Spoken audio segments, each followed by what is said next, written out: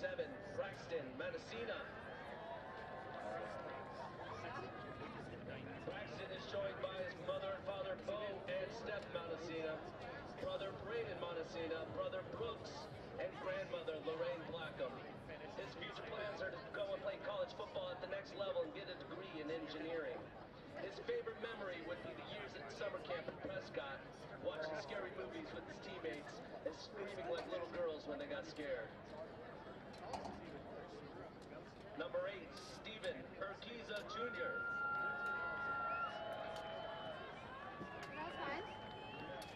Stephen is joined by his mother Leticia, his father Stephen, his sister Trinity, and his grandmother Patricia. Stephen's future plans are to attend college, and his favorite memory is California camp.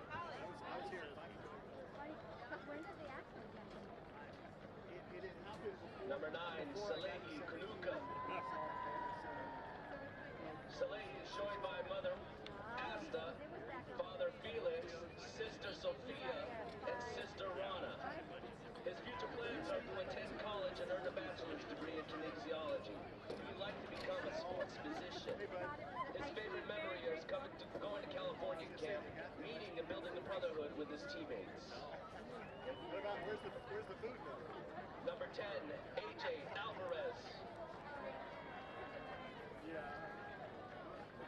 AJ is joined by his father, Albert Alvarez, his mother, Sylvia Alvarez, brother Alberto, and his brother, Antonio. His future plans are to join the U.S. Marine Corps, and his favorite memory is the last night at California camp when everyone was running out of their rooms yelling and screaming.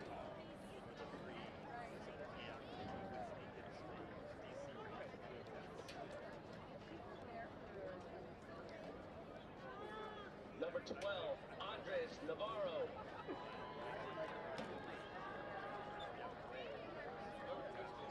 Andres is joined by his mother, Arcelia Manuelos, his brother Gil, his brother Juan, his brother Victor, and his brother Cesar. He plans to attend ASU and major in business management. His favorite memory is in Flagstaff when they walked to a gas station like 3 miles away and got there and it was closed, so they had to walk back. Number 14, Bryson Gardner. Bryson is joined by his mother and father, Katrina and Brian Gardner, his brother Brady, and his sister Aiden. He plans to play college football and study fire science to become a firefighter. His favorite memory is being called kicker constantly all the time by coaching staff and teammates.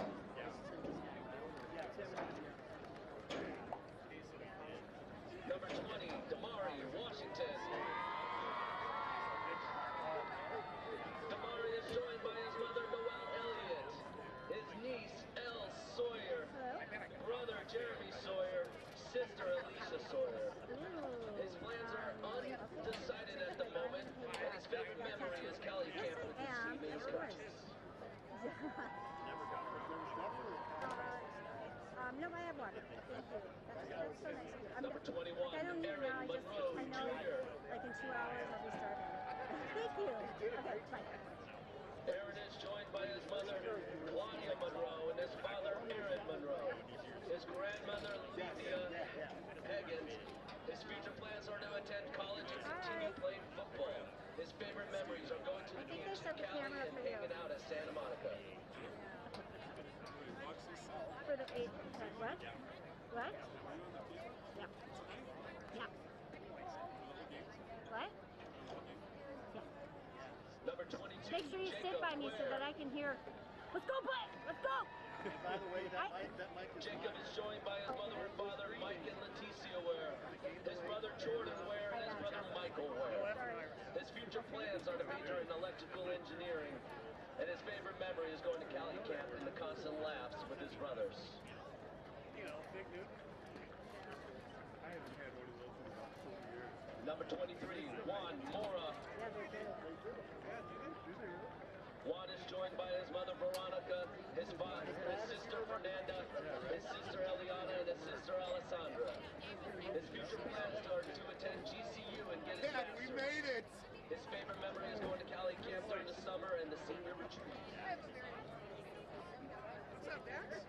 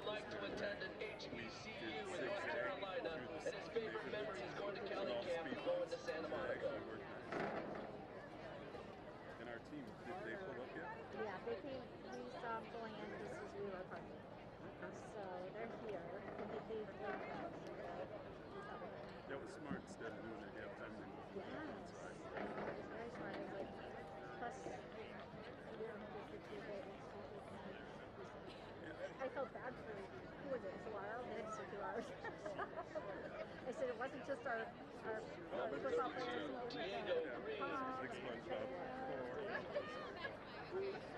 Diego is joined by his mother Selena Mendoza and his sister Angelique Green. His future plans are to attend barber school. His favorite memory is a senior retreat when his coaches made them walk 45 minutes to a gas station that turned out to be closed, and they had to walk 45 minutes back.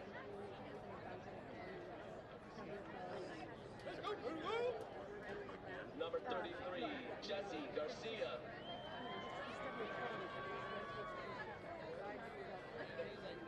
Normally Jesse is joined by his father Michael and his mother Letty Garcia. He's also joined by his uncle Bernie and his aunt Sonia. His future plans are to go to college and pursue a career in firefighting. His favorite memory is playing capture the flag during his senior retreat. He's working it there. Yes, he is. Number 34, Dylan Gore. And I'll see where he's at. Dylan is joined by his mother Tina Gore, his father Ryan Gore, and his brother Ryan Gore. His future plans are to attend ACU and major in environmental chemistry.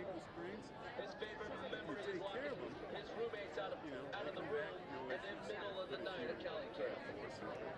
He's like, well, I'm going to use that.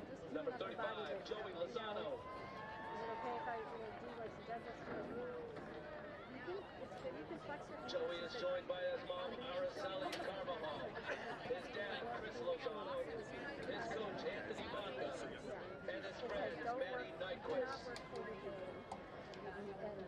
Joey would like to attend college and become a social worker or counselor and get into coaching. His favorite memory is putting 80 points on the opposing team during his freshman year. Number 41, Dylan Kahn.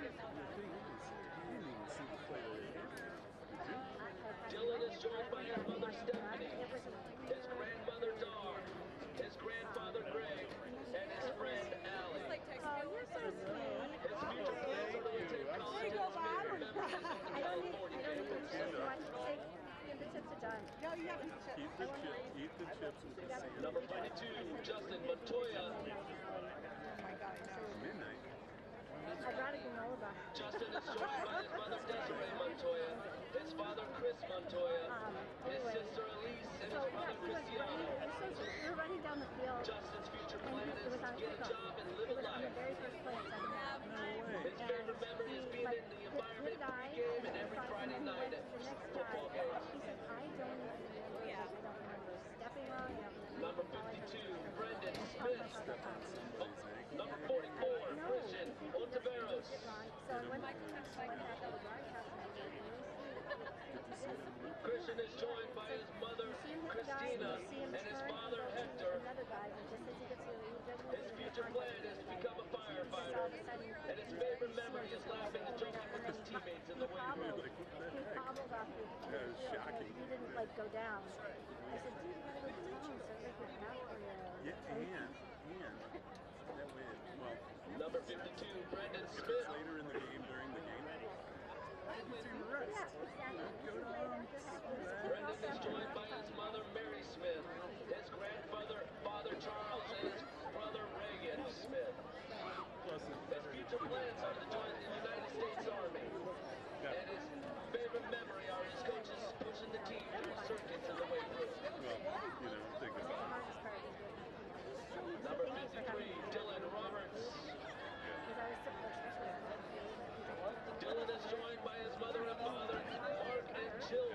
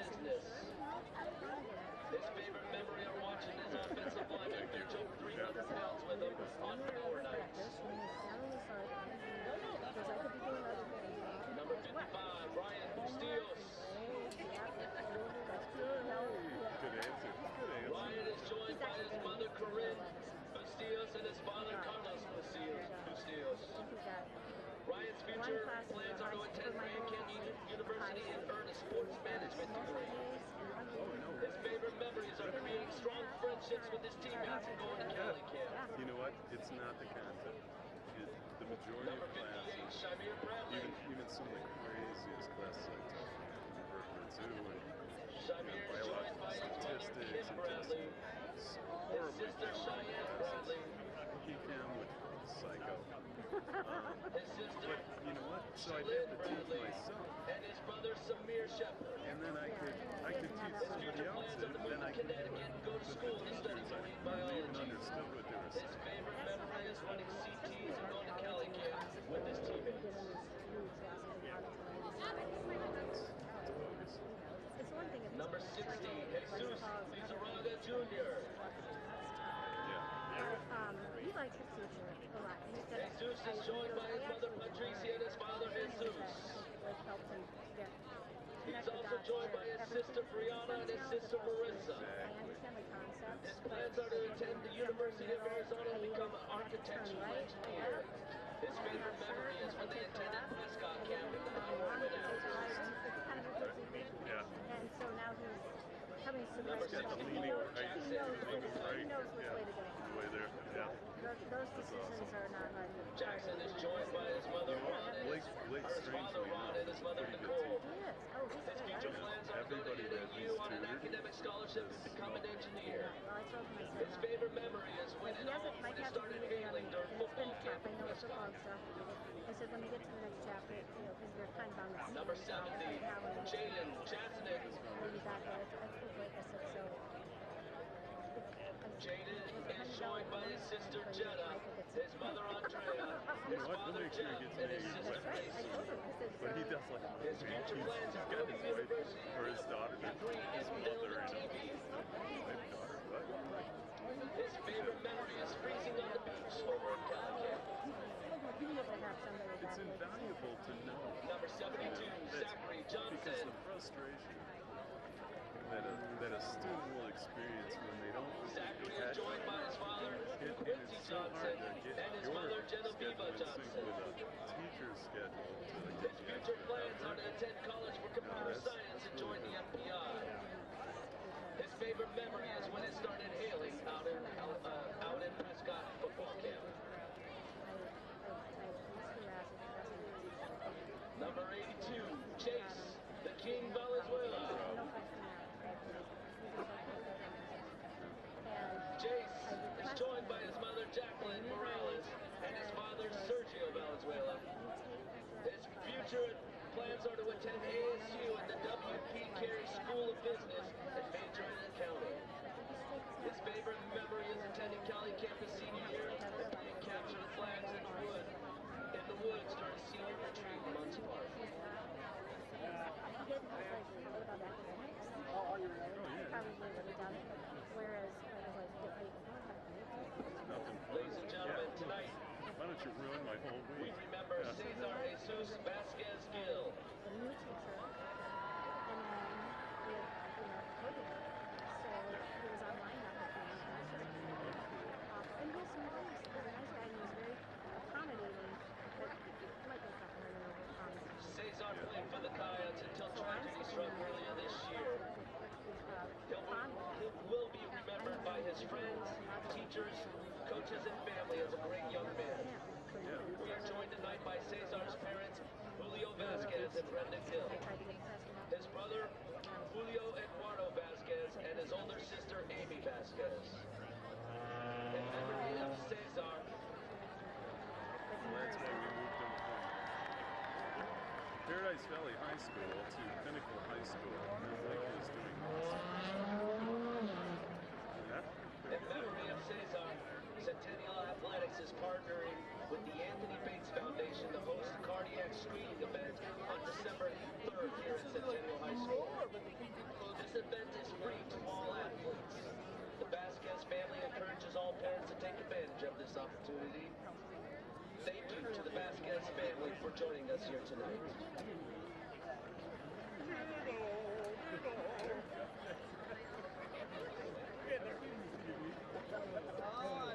Ladies and gentlemen, time to introduce the senior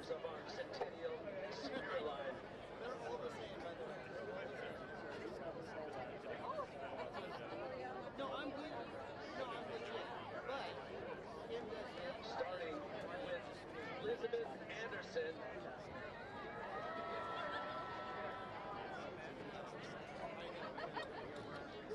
Elizabeth is joined by her mother, Natalia Anderson, her father, Carrie Anderson, her brother, Yuri Marischuk, her brother, Zachary Anderson. Her plans are to major in biomedical sciences at ASU and become a professional in the medical field. Her favorite memory is from last year, the team going to Disneyland and competing in nationals. And Bambulas.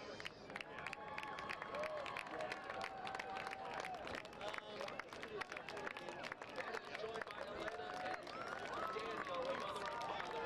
Future plans of going to college for Right, Pinnacle! Her favorite memory is going to Disneyland for nationals.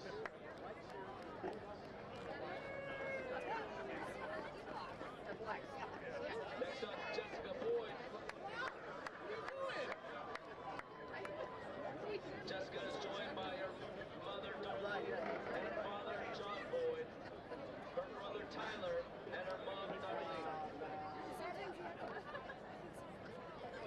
Jessica's future plans are to attend ASU and major in marketing. Her favorite memory is going to Disneyland with everyone and just having a good time. Next up, Julieta Garcia. Julieta is joined by her mother, Liz Garcia, her father, Javier Garcia, her grandmother, Alina, and her grandfather, Armando. Her future plans are to attend college and become an anesthesiologist. Her favorite memory from the team would be sharing the room with Caden, Shelby, and Jessica at USA Nationals. Next up, Kelly Groff. Kelly is also a member of our Sports Med program.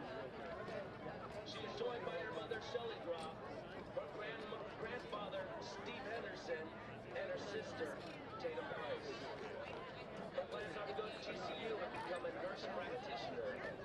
Her favorite memory is from the Nationals when her and her teammates had to run back from Disneyland to make curfew and ate ice cream and pizza when they had got back.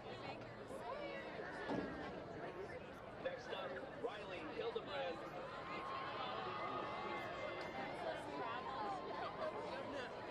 Riley is joined by her mother, Miranda Hildebrand, and her father, Dennis Hildebrand. Her brother, Tyler Hildebrand, and her future plans are to attend GCU and become an engineer.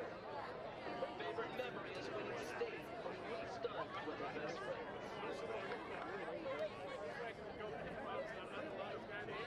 Next up, Caroline Ho.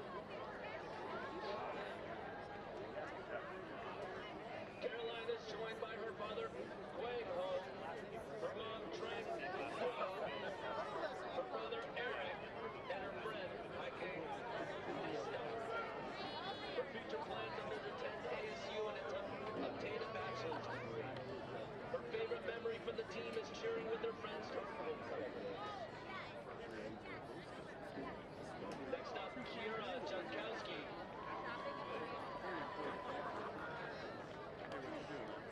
Kiara is joined by Shay Jankowski and father Kyle Jankowski.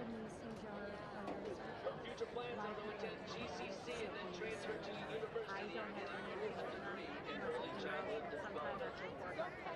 Her favorite memory is going to Disneyland for nationals. Next up, Haley Johnson. Haley is joined by her mother and father, Cody and Michelle Johnson. Her future plans are serve a mission for the Church of Jesus Christ in Latter-day Saints, attend by BYU, and study elementary education.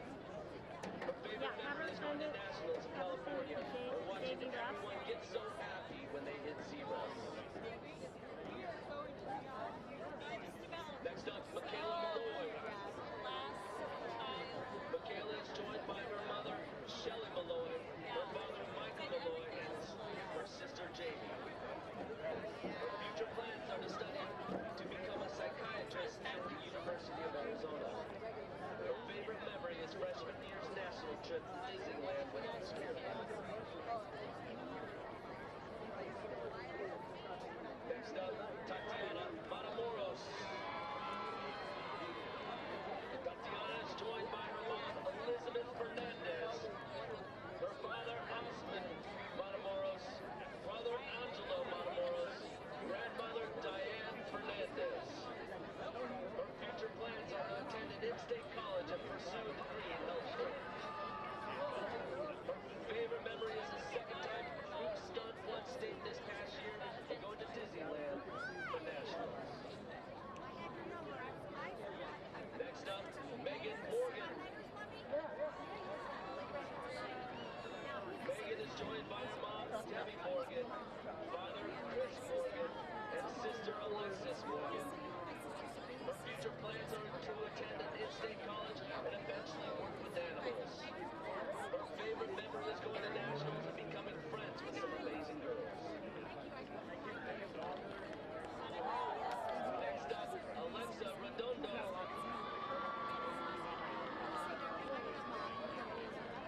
Alexa is joined by her father, Nick Redondo, her mom, Janaya Keene, sister, Trinity Redondo, and brother, Zariah Dusha. Her future plans are to attend an out-of-state university to study business and pursue an entrepreneurial degree and hopefully continue cheerleading college. To watch his camera. Her favorite memory is winning USA Nationals for freestyle and winning state for trying to get us as high as I know. If I could stand on here and not fall, I'd be okay. Well, I can, Next up, Haley Spencer. I don't Haley is joined by her mom, Amanda It Jenkins. doesn't have to come down too far, just a little bit, so that I'm not, Her future plans are to attend Carroll University in Waukesha, just so I can Wisconsin level to myself major in enough. social work and We'll get that psychology. Yeah.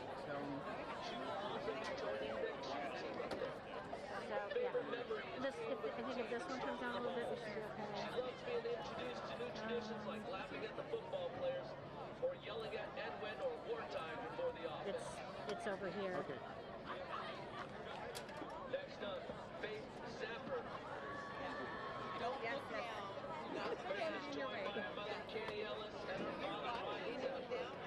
Her future plans are to go to ASU, get a business degree, and go to cosmetology. Okay, that's right in the middle. Okay, perfect, thank you. I just don't want to trip on the stuff. Her favorite memories are Because if I'm doing this, I'm not aware of my feet at all. Neither is my After 2 14-year-old son. hours? He's always stepping on my feet because I think his feet have grown and he didn't know it. I'll be good for Or the he's first doing it 30 on minutes, purpose. but not 2 Maybe. hours.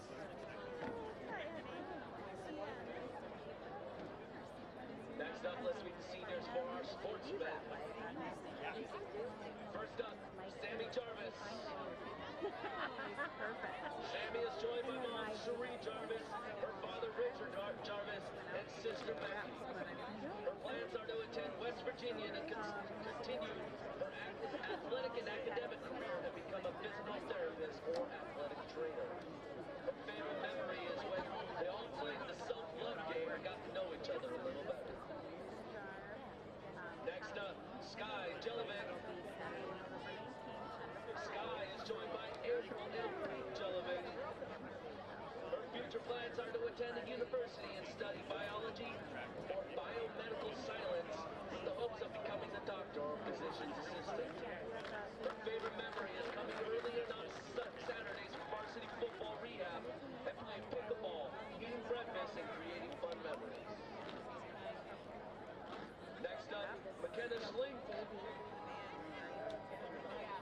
McKenna is joined by father Paul, her mother Michelle, her sister Emily, brother-in-law Taylor, and her brother Gavin. McKenna plans to attend NAU and study biology in the hopes of becoming an anesthesiologist. Her favorite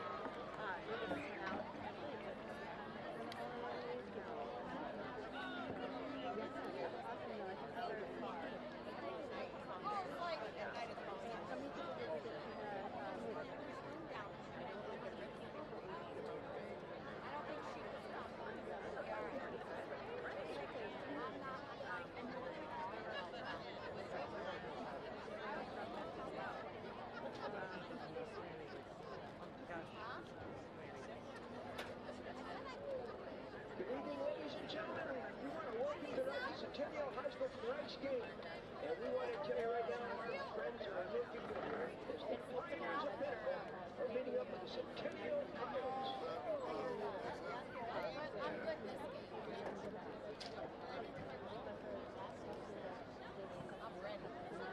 And we've got a hot flash right now. Our concession stand right has hot chocolate. That's right. Now, this isn't normal chocolate. This is Coyote Cocoa. That's right. Coyote Cocoa. This is special cocoa that we plant. We can't tell where we get it from. But it's called Coyote Cocoa.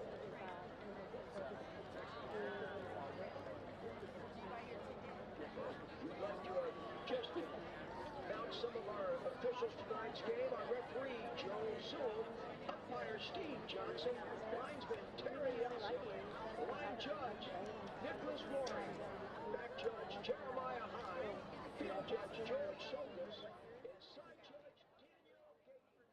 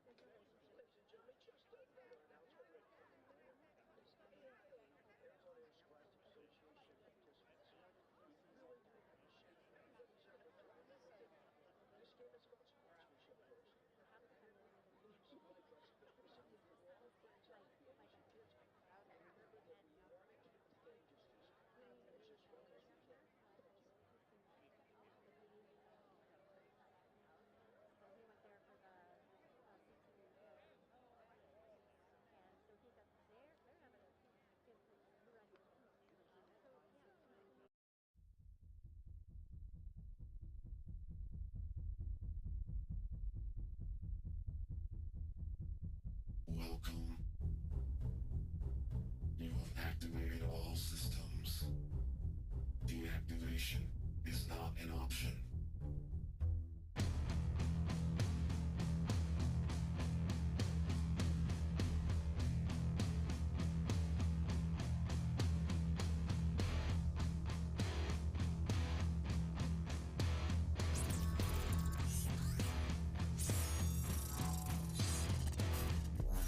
The end is where we begin.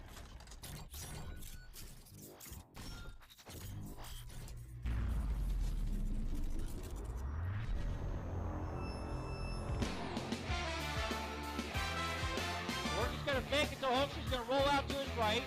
Misses the tackle. Puts it deep. Oh, look at this. And complete to number 25. Aaron Down rolling. The 20, the 10, the 5. Touchdown. There you go. Pinnacle. All day, all day, all day. Trying to Run, come back. Brian, run. Nope, there it is, there it is. Seven, 8 to the head. Boom. Boom. There's Gillis Ross. Yeah, oh my God. Goodness. Wow. One-handed, incredible. That is one of the greatest catches I've ever seen.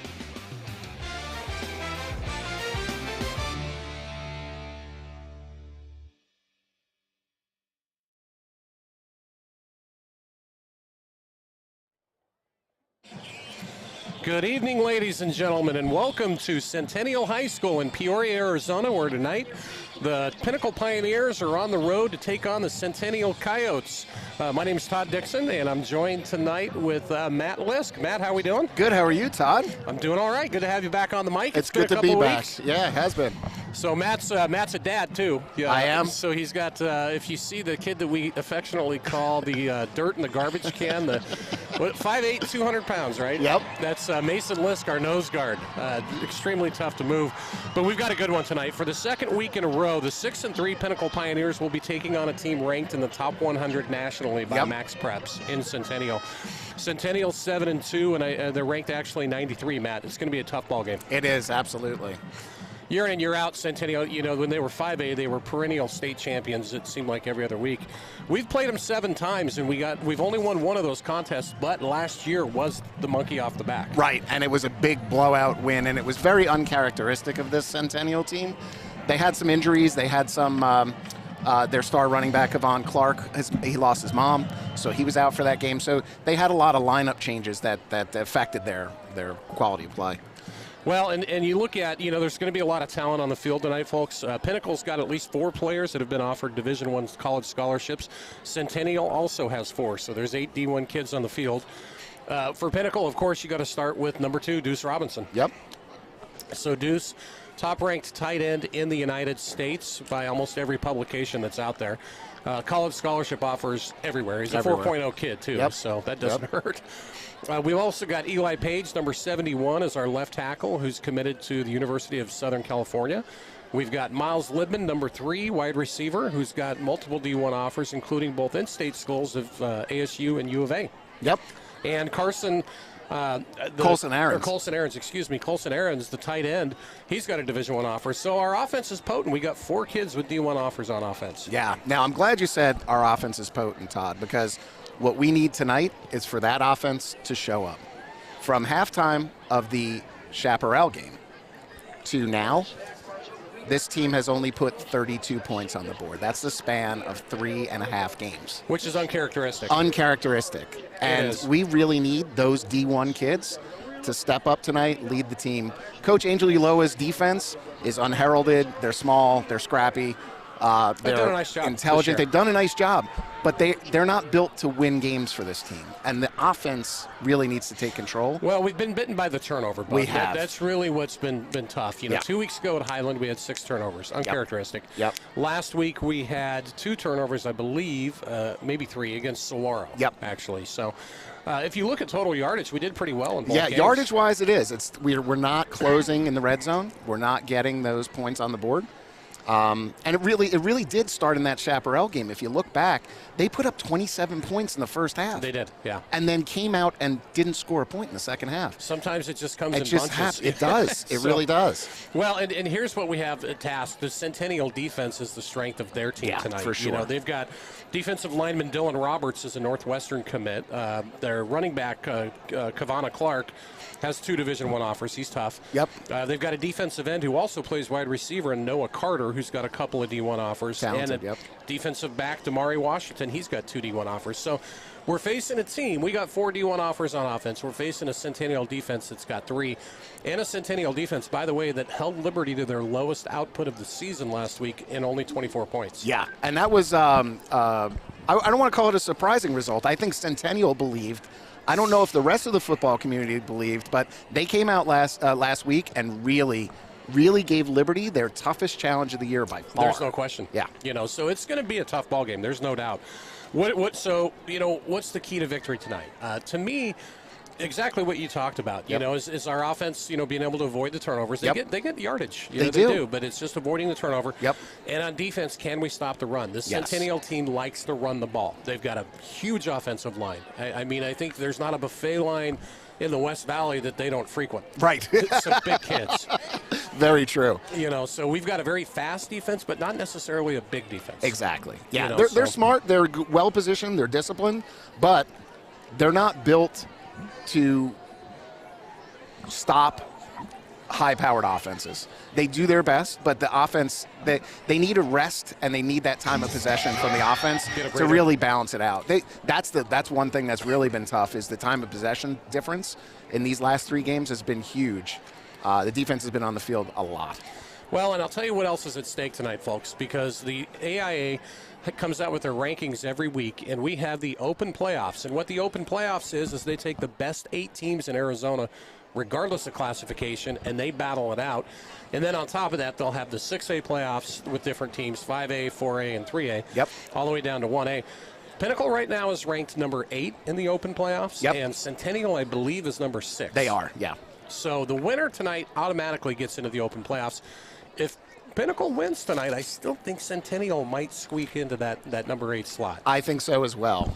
The scenario that's confusing is what happens if Pinnacle loses. I don't see a way where they would remain in the open. I don't think they make it to the open, but I do think they're in the top 3 maybe in the 6A bracket. They would. They would be ranked somewhere between 1 and 3 going into the 6A bracket, without a doubt. So that's really what's online. When you look at the tail of the tape, you know, so strength of schedule. We've actually had a tougher schedule than Centennial. We have, yes. You know, they rank us at 43, and they had Centennial 39.5. Yep. Max Preps, actually, believe it or not, Max Preps has us at number 7 in the state, and they've got Centennial at number 8. Yep. So, I know. You know, with rankings, it doesn't make any sense. No. You know, when you look at with the AZ Preps, we're 2 behind them. Offensive points per game. Now, on the season, I know we've been in a little bit of a slump, but we're averaging 26.5 points per game on offense. That's where we're at. Centennial's only averaged just under 19, so 18.9 points per game. They haven't put a bunch of points on the board. No, and they're a very, you know, if you watch the Highland game, if you saw that game, very similar styles. They're very run heavy. They are. But if you try and put 8 men in the box, they're going to go over the top on you. They're going to run a play action, and they're going to get a receiver open. Noah Carter. Yep. He'll get into the open space, and he's fast. So they've got to keep a watch on that. They can't just load the box and hope to stop the run. They've got to have some good performances all across the defense. So passing yards. We're averaging 211 yards per game passing and 108 rushing. Centennial, the coaches for Centennial, for whatever reason, did not load their stats for the past 4 games on offense. Oh, that's frustrating. Yeah. So I have no idea what to expect with this freshman quarterback because I haven't seen the stats in 4 weeks. Right, exactly. Yeah. So, but I can tell you we're averaging 319 yards per game. On defense, we're allowing almost 18 points a game, so 17.9. The Centennial defense only allowing 16 points. Sacks. Now here's something that's pretty astounding, sacks and turnovers. We talked about the importance of not having a lot of turnovers tonight. Here's the problem. Centennial has had 18 turnovers on defense this year. They've picked the ball off. 24. They've had 17 interceptions on defense through 9 games. Wow. So they are ball hawks. They are, for sure. It's going to be strength on strength. We're good at throwing the ball. Yep. They're good at getting interceptions. Yeah. So that's going to be a fun matchup tonight. And their defensive line, they're averaging 3.7 sacks per game, so they get a bunch of sacks also. Yeah. Our D-line's done pretty well, though. We're averaging 2.5 per game. Yeah. They've been active. Yep, absolutely. So, again, our turnover ratio is at -7. They're at +18. Wow. But that's without 4 games of stats on offense. Right. Can so you imagine? Who knows? Yeah, I know. You know. Well, if folks are just tuning in, you may realize we're starting a little bit late here. And I'll go into that in a minute. We've got the national anthem here, so we're going to pause. We'll be right back with you, We'll folks. be right back with you.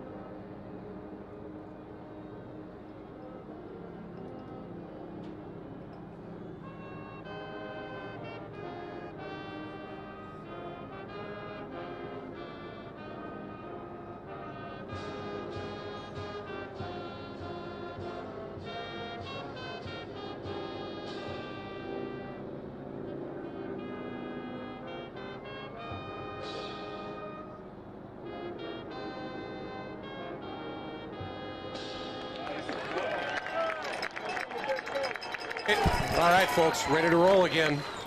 But, yeah, it's going to be a good one, folks. We've got captains that are coming out.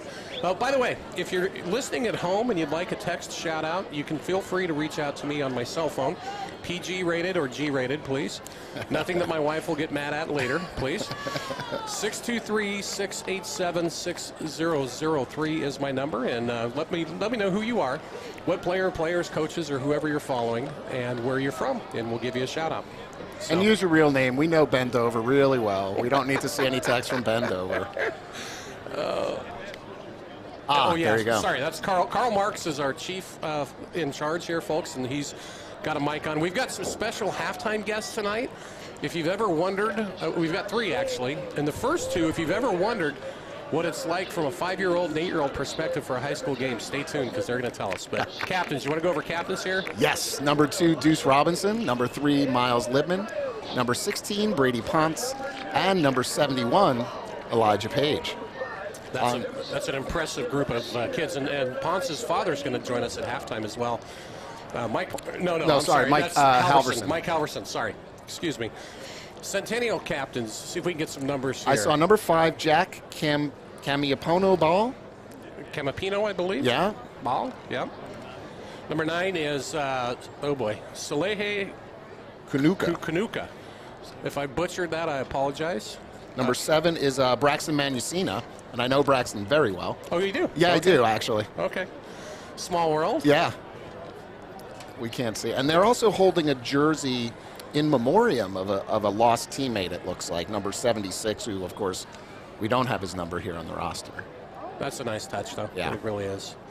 A lot of respect between these 2 schools. Again, expect a hard-hitting ball game tonight. A lot of talent on that field, but it will be a physical ball game. That thing I can guarantee you. Oh, number 2, Kevon Clark. Who I actually know as well. Yep, running back, 5'8", 180. He's got some D1 offers out there. He does. Yep. So with Pinnacle getting the ball first, we're going to get to see our offense get out on the field. And again, that Pinnacle offense has been putting up a lot of points. Yep, let's see them get back to that form of early year of the Horizon game, the Valley Vista game, the El Camino game, where they were putting up points at will. That's what we need to see tonight. Or at a minimum, more ball control. Hold on, win that time of possession battle, give your defense a chance to recharge. And, they're going to have a hard time stopping that run. We've already talked about Kevon Clark is a very talented running back. He's strong. He's thick in the bottom. He's hard to bring down. And he's going to run 30, 35 times a game. Much like if you remember the Brophy game, David Lopez. Yeah, same thing. That kid carried that team. He doesn't. Kevon doesn't have to do that same workload here. They do have talented athletes all over the field, but he's their go-to guy. Back to receive. Number 6 is Jadine Birthright. And number 12 is Spencer Halverson. Birthright, 10 returns on the year for 299 yards, averaging almost 30 yards per return. Yeah. And Halverson's done pretty well, too. He's got 3 for 74, averaging 24.7. And Jadine missed a good portion of the year with a foot injury, so it's really good to have him back on special teams. Yeah, it's his 3rd game back, and it's great to see him back because he does make a difference. He can change the field for this team. So for Centennial, Bryson Gardner is going to be kicking off. So here we go, folks. We're underway. Expect a good ball game. And it's going to be fielded by Birthright. Uh-oh, he fumbled us into the end zone. That'll be a touchback. Oh, just as I talked him up. That's okay. It's a cold night out here, folks. And as I started to say earlier, the reason this game is starting about 45 to 50 minutes late was the Pinnacle bus was stuck in an accident on the 101. If you know this area, the 101 loop is the major sort of highway that surrounds the valley. There was an accident. Their bus got stuck. They didn't get on the field until 7:15. So they're a little rusty. They're a little... Well, an entire football team stuck in a bus for an hour on a freeway. A, it smelled. B, they probably had to use the restroom. And C, they weren't totally warmed up for this game. So number 15, Wyatt Horton is your quarterback. He's got in the backfield Jacoby Rucker, number 5. We call him Trucker Rucker. We're going to go with 3 receivers, and it's going to be a handoff up the middle with Jacoby Rucker to start. He's going to pick up maybe 3 or 4. Yeah. Number 7, Manusina on the tackle. Rucker used to go to Centennial when he was a freshman. Yes. And actually, he transferred because Kavan and he were splitting time. Okay. And he wanted to be more of a featured back. Well, and they're very similar in their styles. They are. So, yep. We've got 3 receivers split up to the right. Number 8 is Mac Richards in the far. Then you got Deuce in the slot. That's Deuce Robinson, big number 2, and Miles Libman as well. And at the tight end on the left-hand side is number 84 for the Pioneers. And of course, that's where am I at here? I'm losing my stuff. Colson Aarons, 24. And we're going to let it go deep down the field, and just a little bit overthrown. Not going to get a penalty on that. I think it was just a little bit deep, trying to hit Miles Libman on a deep fade pattern to start. Aggressive call on 2nd and 7. It was, for sure. Now, he had a step. He did. Just a little bit too much mustard. A little bit too much, yep. It's going to leave a 3rd and 7 for the Pioneers from the 20, we'll call it the 22-yard line. Tough Centennial defense, folks. It really is. But our strength's throwing the ball. Their strength has been interceptions. So we'll see how that develops tonight. Yeah. And they've got a lot of sacks on the year, too. Almost 4 sacks per game is what they're averaging. Horton's going to look to his right. Centennial sends a linebacker to get pressure, and he's going to buy some time. Dumps it off over, and that's complete to Rucker for first down yardage up to about the 37-yard line. Wow. He flipped Rucker in the air on that tackle. Impressive. Nice job by Wyatt Horton to escape the pressure and hit his check down route with Jacoby Rucker. And those are the kinds of plays we haven't been seeing in the past couple of games. So that's extremely encouraging to see them come out. 3rd and 7, that's a really tough down. There's a lot of pressure. And Wyatt saw through, found a lane, and was able to hit the open receiver. So according to my stats, that's only the 2nd reception on the season for Rucker. I mean, wow. He's carried the ball a ton, but that's only the 2nd catch he's had. And he's got great hands. It's not an issue of trusting him. No, not at all. It's because we have so many other weapons. Yeah. And it's going to be a fake. Over the middle, ball's complete. Colson Aarons, up to the 48-yard line. That's one of our D1 kids right there. And number 17, Iverson Small on the tackle. You can feel the hits up here. You can. They pop the pads like nobody else. And by the way, folks, it's chilly tonight. I would say probably in the 50s. Yeah, chilly for Arizona. Yeah, it's probably, I'd say, 55 degrees, somewhere in there. Yep, that's about right. So we've got split receivers up to the right. Deuce Robinson by himself, and look at that. They've got 2 defenders right on Deuce. Here comes a blitz on the outside, and they're going to swallow up Jacoby Rucker for a loss. They read that. Number 11, Noah Carter.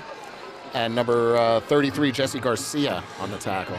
Noah Carter, heading into tonight, had 10.5 sacks on the season and 26 tackles. He's one of their kids that's got offers out there, and he's a good player. That's going to force us into a 2nd and 14.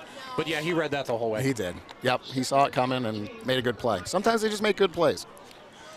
The matchup to look for at the bottom of your screen is Deuce Robinson. He's the top-rated tight end in the country. And they always have a safety that brackets over the top in addition to bump and run, and that's exactly what Centennial's doing is they put 2 guys on Deuce. Wyatt's got some time. He's going to unload, and that's going to be complete over the middle to the 30.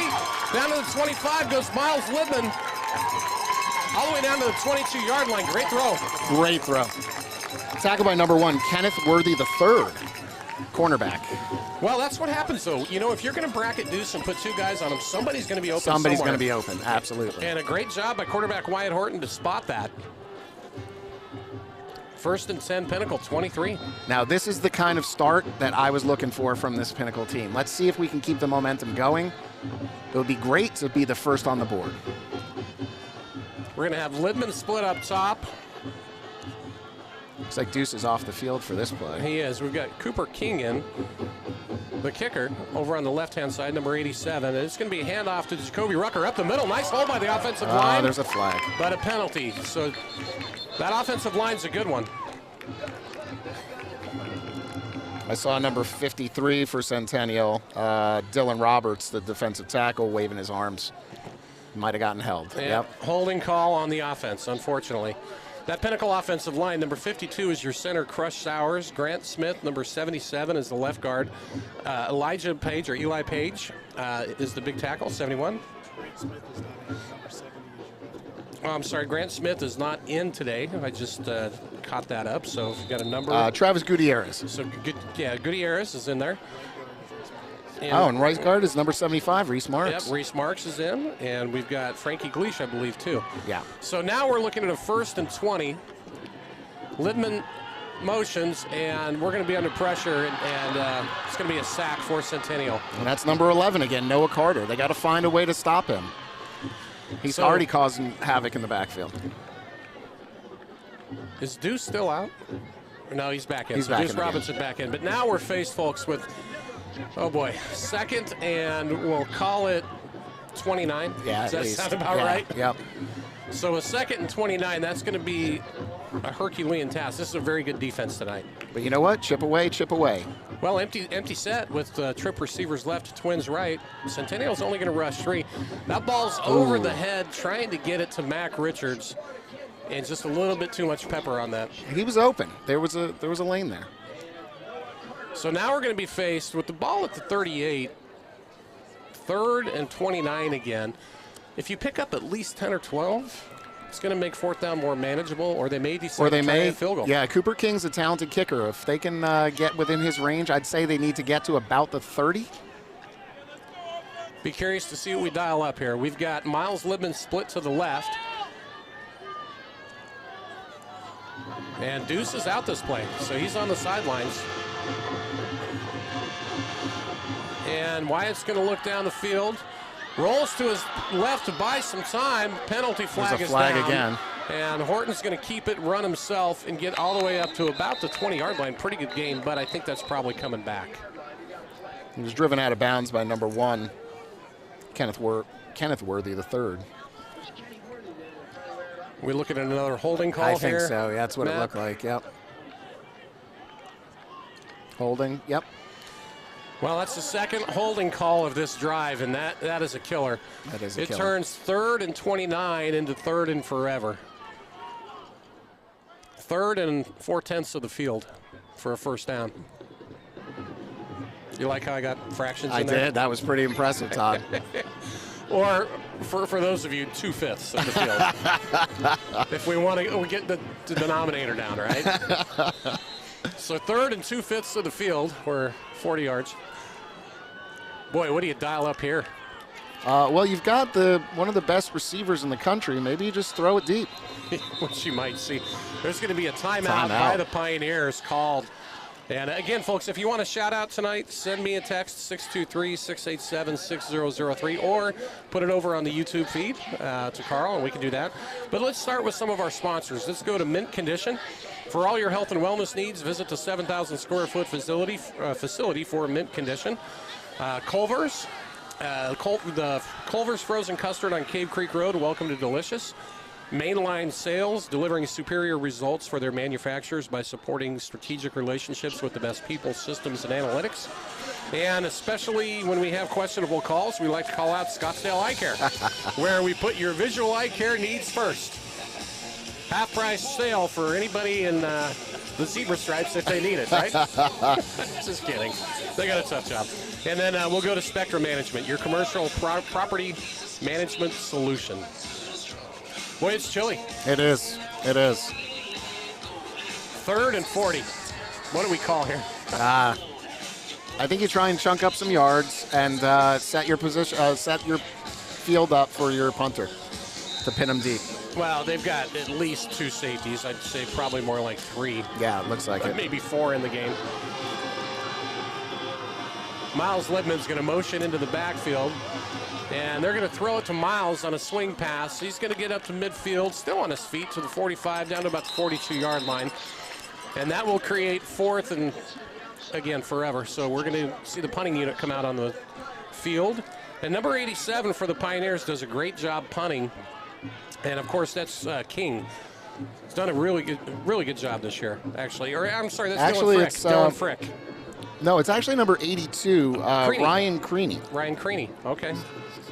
That's right, the long snapper. 87 is Alan Sukup. Sukup, ranked number 1 in the nation for juniors. Sukup is. You see Brady Ponce motioning into that protector role. And that rugby style, he's going to head to his right. That's and not didn't what they get a needed. real good one. So we're only going to pick up about 11 yards on that punt. That's the risk when you run that rugby style type of punt. You know, it's I know that's coached here, but I think what's important if you're going to roll out like that is you got to get a good plant and then be able to kick. You kind of can't kick it on the run.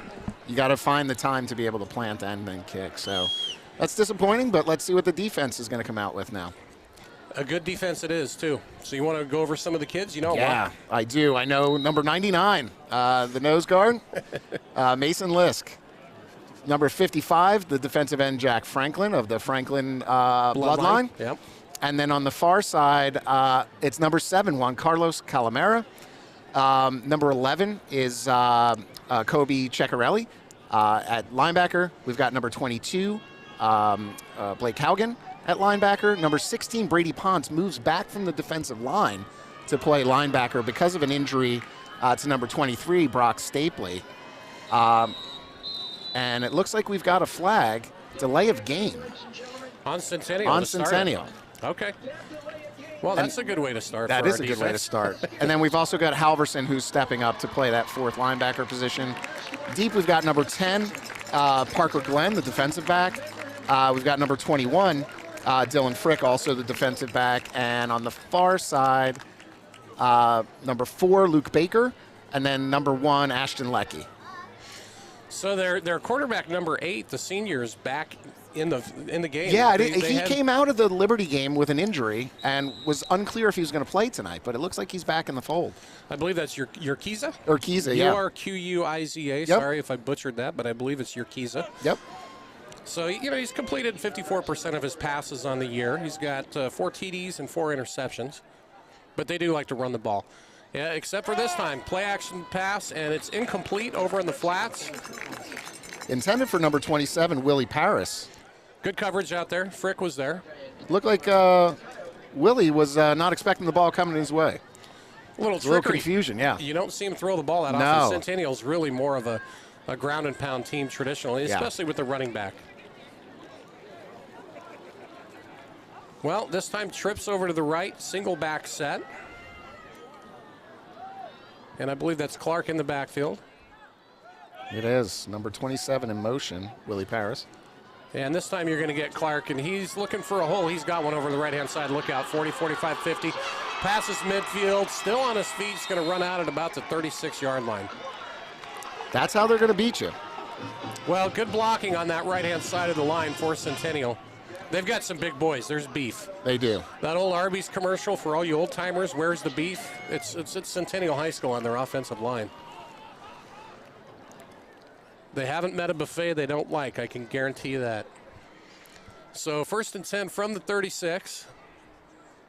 2-back set, Twins to the left. Pioneers showing a 4-man front, and it's going to be, Clark again over to the left-hand side, and boy, he's a good back. Ashton Leckie, number 1 on the tackle. So pickup of about 5. That'll create a 2nd and 5 for Centennial. The D linemen are going to earn their keep tonight. They are, for sure. Your kid's going to wake up probably a little sore tomorrow. Yeah, I can thankfully that, they have a day off from school tomorrow for Veterans Day. So going to be a handoff over to the right-hand side, and here we go again. This time it's a different ball carrier. Pick up maybe 3 or 4 yards, and that's Greer on the carry. 21 Frick and 12 Halverson, it looked like, on the tackle. So Clark, number 2, he's averaging almost 8 yards per carry on the season. That tells you how good of a back that kid is. Yeah. So they do give him the first down, fresh set of downs for Centennial. And it's going to be Clark again. This time a better job, but boy, he drives forward for an additional 3 or 4 yards. That's the thing, is you can hit him, and with his leg strength, he carries the pile 2-3 yards. Number 12, Spencer Halverson, and Kobe Ceccarelli, number 11, on the tackle. So Clark's 5'8", it says 180. I think he's bigger than that. I think he's bigger than that, too, He looks like he's powerful, though. Yeah. You know, he's got that center of gravity. Yep. They've got a 2-back set there now. Tony Greer, number 24, in the backfield. He'll take the ball. Yep, right up the middle. Right up the middle. And pretty good defense. Not much going on. That's my boy, number 99, Mason Lisk, and number 7, Juan Calderos Calavera on the tackle. Dirt in a garbage can. You can't move that kid. Come on. If you've ever tried to fill a garbage can with dirt and move it, folks, you know what we're talking about. Pretty important 3rd and 5. It is 4-down territory, or potential field goal, I guess, if we hold them. So here we are. It's going to be a play action. They're going to throw the ball, and it's complete for first down yardage. So Strand on the reception, or no, 21, excuse me, is Monroe. And number 10, Parker Glenn on the tackle. But so Centennial's methodical, moving down the field. And that's why I said, Todd, you can't bring those DBs up too far because they can sneak that pass out on you, too. 4 minutes, 34 seconds left in the first quarter, folks. You're going to have motion, and it's going to be it's technically a pass when they do that. Pickup of maybe 3 or 4 yards. It was, again, number 24, Tony Greer on the run. You know, they do call that a pass, though. They do, you know that? yes, yeah, I did know that. Because it's a little flip. If you've played fantasy football and you've won or lost a game because of that kind of play, you become very familiar with the rules. Got a little grudge going over there? Yeah, a little bit. I can tell. 2nd and 7 for Centennial, and it's going to be a handoff up the middle. Here comes Clark, and he's going to pick up, we'll call it 3 or 4 yards. Yeah. It's going to bring up a 3rd and, 4? Yeah, I think maybe? so. It looked like it was Brady Ponce on the tackle, but I think, number 21, Dylan Frick. If we can hold him here to a field goal attempt, that would be a victory, that would be a victory. For the defense, yeah. for sure.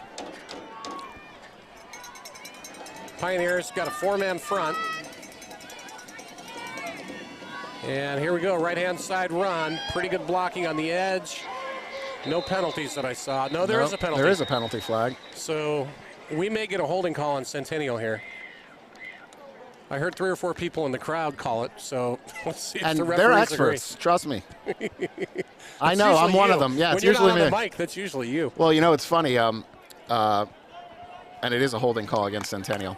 So my mom was in town to visit last week for senior night, and her boyfriend is an official in New Jersey. How fun. And I'm sure you got a lot to talk about. I'll tell you what. The calls that everybody was screaming about, he turned to me and said, nope, not a pass interference, or not this or not that. And he'd explain to me why. Okay, so, well, there you go. It was a very humbling experience as a fan. You got educated. Yes, I did. I did. That's going to bring up 3rd and 14 for Centennial. Big down for your Pioneer offense. Urquiza in the shotgun. He's got trip receivers to the left, Clark in the backfield. And he's going to look over to the right-hand side. He's under got some pressure, pressure. But the defensive back falls down. Look out. That was number 24. Aaron's on the pressure. And we've got a flag on the very far side of the field over here from the line judge, who was way far out of the action. Let's see what. So they completed the pass well short of first ineligible down man yardage. downfield. I just saw the call. So that'll move. That may move him out of field goal range. That could move them out of field goal range. Now, they didn't pick up the first down. Do you decline it? I would move him back. I would move him back, too. Because then you may take field goal out of the equation. Yeah. And we have no idea what their special teams looks like, if they've got a kicker that's capable of making a 40-yarder. Well, so Pinnacle did decline the penalty. They did. Okay. So it's fourth down. You could make an argument either way. Yeah. You really could. And they are going to bring what looks like a field goal team onto the field.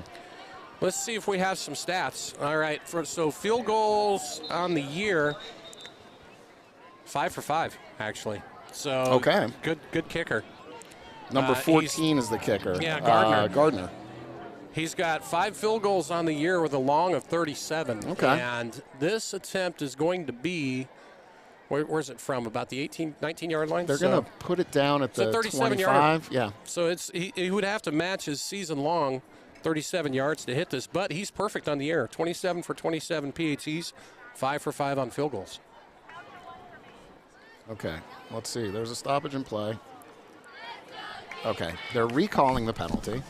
Now, interesting. So we're going to take it. I'm not sure, but now Centennial's bringing their offense back onto the field. Because we have changed our mind and we are going to accept the penalty. That was a strange turn of events. I'm not sure how to explain that one, folks. I don't. Do you have the option to wait until you decide? Well, oddly enough, that is not the most confusing thing we've ever seen this year. No, it's not. If you remember the muff punt at midfield at the Brophy game? Yeah, that's right. That was... So 3rd and 20 for Centennial. Pioneers showing a 3-man front. Centennial's going to motion to trips. And back to throw. It's going to be... Screen. Yeah, it's a screen, and he's got a little bit of room. Look out. One missed tackle. He's short, We get him down at about the 8-yard line, but they're much closer. Now it's going to be a decision for Coach Richard Taylor. Mason Lisk, number 99 on the field, downfield tackle. It's going to create 4th and we'll call it 5. So now comes the field goal unit. Low-scoring games. You see that with Centennial quite a bit. They've had some blowouts. It's an intriguing decision here because you've got a running back that's picking up 8 yards a carry, and he's added to that this game. Points are a premium tonight. If I'm Centennial, I make the same decision. And he's a good kicker, obviously. Pinnacle's had some some impressive special teams performances this year too. So it'd be a good time to break that streak of made field goals for him. We almost got there. Wow! But the kick is good. So Centennial strikes first, 3-0 for the Coyotes over your Pinnacle Pioneers. 2 minutes 27 seconds left in the first quarter.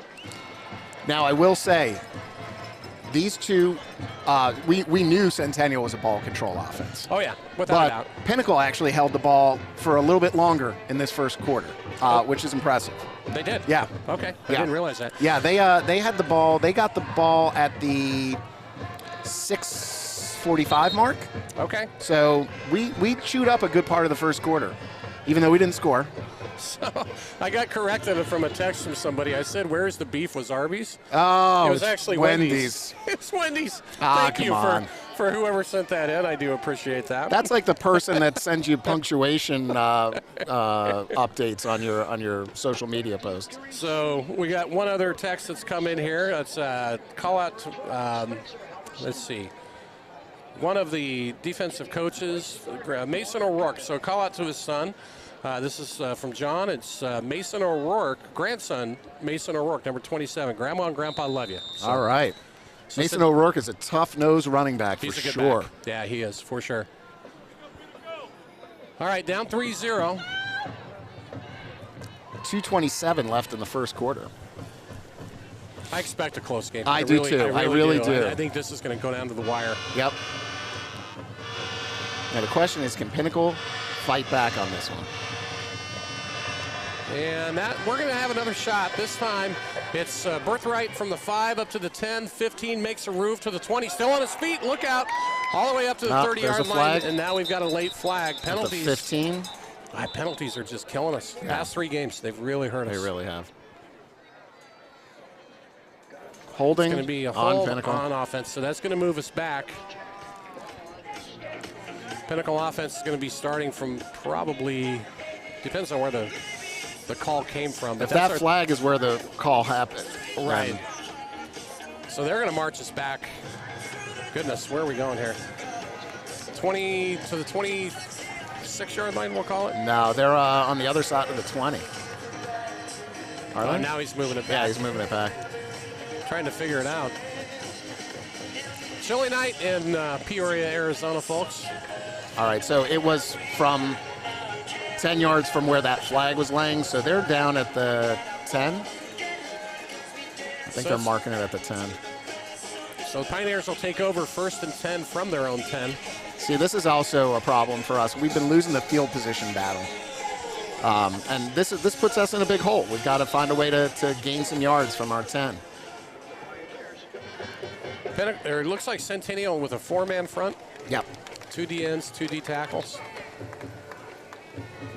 And they do have, they're playing that cover 2 on the right-hand side, really. They've got a safety bracketing Big Deuce Robinson, number 2. They've got to find a way to control number 11, Noah Carter. And he's on Eli's side. That's a good matchup. Yeah. That's D1 on D1 there. Yep. Really good matchup. So Horton's going to hand the ball off up the middle. And speaking of Mason O'Rourke, there he is, number 27. He's going to squeak forward for about 2 or 3 yards. Yep. And your Pioneers are going to have maybe a 2nd and 8, we'll call it. Yeah, interesting. They've been moving Alan Sukup, who's typically the long snapper, but he does other things on the team. They've been bringing him in at the tight end position, so he's in there now. He's a good athlete. Yeah, he is. Deuce Robinson split all the way to the top of your screen with Libman. And on a 2nd and 8, we've got Rucker in the backfield. And Wyatt's going to throw. Ball's tipped at the line, and that's going to be incomplete. Going to bring up a 3rd and 8 for the Pioneer offense. See, this is where it gets tough now. So it's 3rd and 8. We're deep in our own territory. We got to pick up a 1st down here, or we're going to be punting from our end zone, and it's going to be a field position issue. Well, this is exactly how Centennial likes to play ball. You know, they're like a python. They slowly squeeze you to death, they do. right? Yeah, they do, because they're always a big. boa constrictor. They've got Sorry. size. Hey, you know, again, they're top 100 in the nation. They are. You know, so you tip your hat to what they've been able to accomplish. Yep. Their only losses on the year were to Hamilton and Saguaro, 2 top 5 teams. So 3rd and 8, Horton's going to throw and completes it. Here's Deuce Robinson over the 10 to the 15 to the 20. Barrels up for 1st down yardage to the 23-yard line. He did. He's a tough kid to bring down. I don't think I've seen one player bring him down all year on a one-on-one. No. It's usually 2 or 3 It's kids usually 2 or 3. Takes. And by the way, Deuce is only 39 yards behind Plas Johnson from Chaparral to be the leading receiver in the state. Oh, wow. So it's going to be interesting tonight. Deuce is ranked, he's got the 2nd highest yardage total for receiving in 6A coming into tonight. Now, it's interesting. They've moved number 11, Noah Carter, over to the other side. Well, probably because he can't get anything done on Eli. Yeah. And they're scheming for him, if you notice. And a run up the middle, a little bit of a hole. Here comes Jacoby Rucker. Rucker is going to pick up about 15, so that's a fresh set of downs for the Pioneers. On the play before that, I mean, Trucker Rucker, not only did he just pick up good yardage, but he laid a nice block on number 11 in the backfield that gave Wyatt that time to throw that pass to Deuce. So you can see they're scheming to try and stop him specifically. Of course. Everybody does. Yeah. If I'm a D coordinator, that's the first guy I want to stop, without a doubt. 1st and 10 for Pinnacle. Horton is going to hand it off up the middle. Some tough running. Mason O'Rourke again. Mason O'Rourke for a pickup of about 4 or 5. So, you know, that Pinnacle offensive line, this is the kind of battle that I'm sure they're excited about, too. Oh, for sure. They're facing a very talented defense. Yep. And especially defensive line, 2 D1 kids. Yep. And so far, they've gotten a decent push. There's been 1 or 2 times where Carter's running wild a little bit, and it looks like that's going to end the 1st quarter here. So at the end of the 1st quarter, Centennial 3, Pinnacle 0, but Pinnacle is driving down the field. Should we go back to some sponsor shout-outs, see if we can get as many as we can out of the way here, guys? For sure. So let's go to Southwest Power Washing, making your world a cleaner place. Call Southwest Power Washing for a free estimate. Center Stage Dance Studio, where they love to put you center stage, training baby divas and dudes through college kids, located in the Scottsdale Air Park.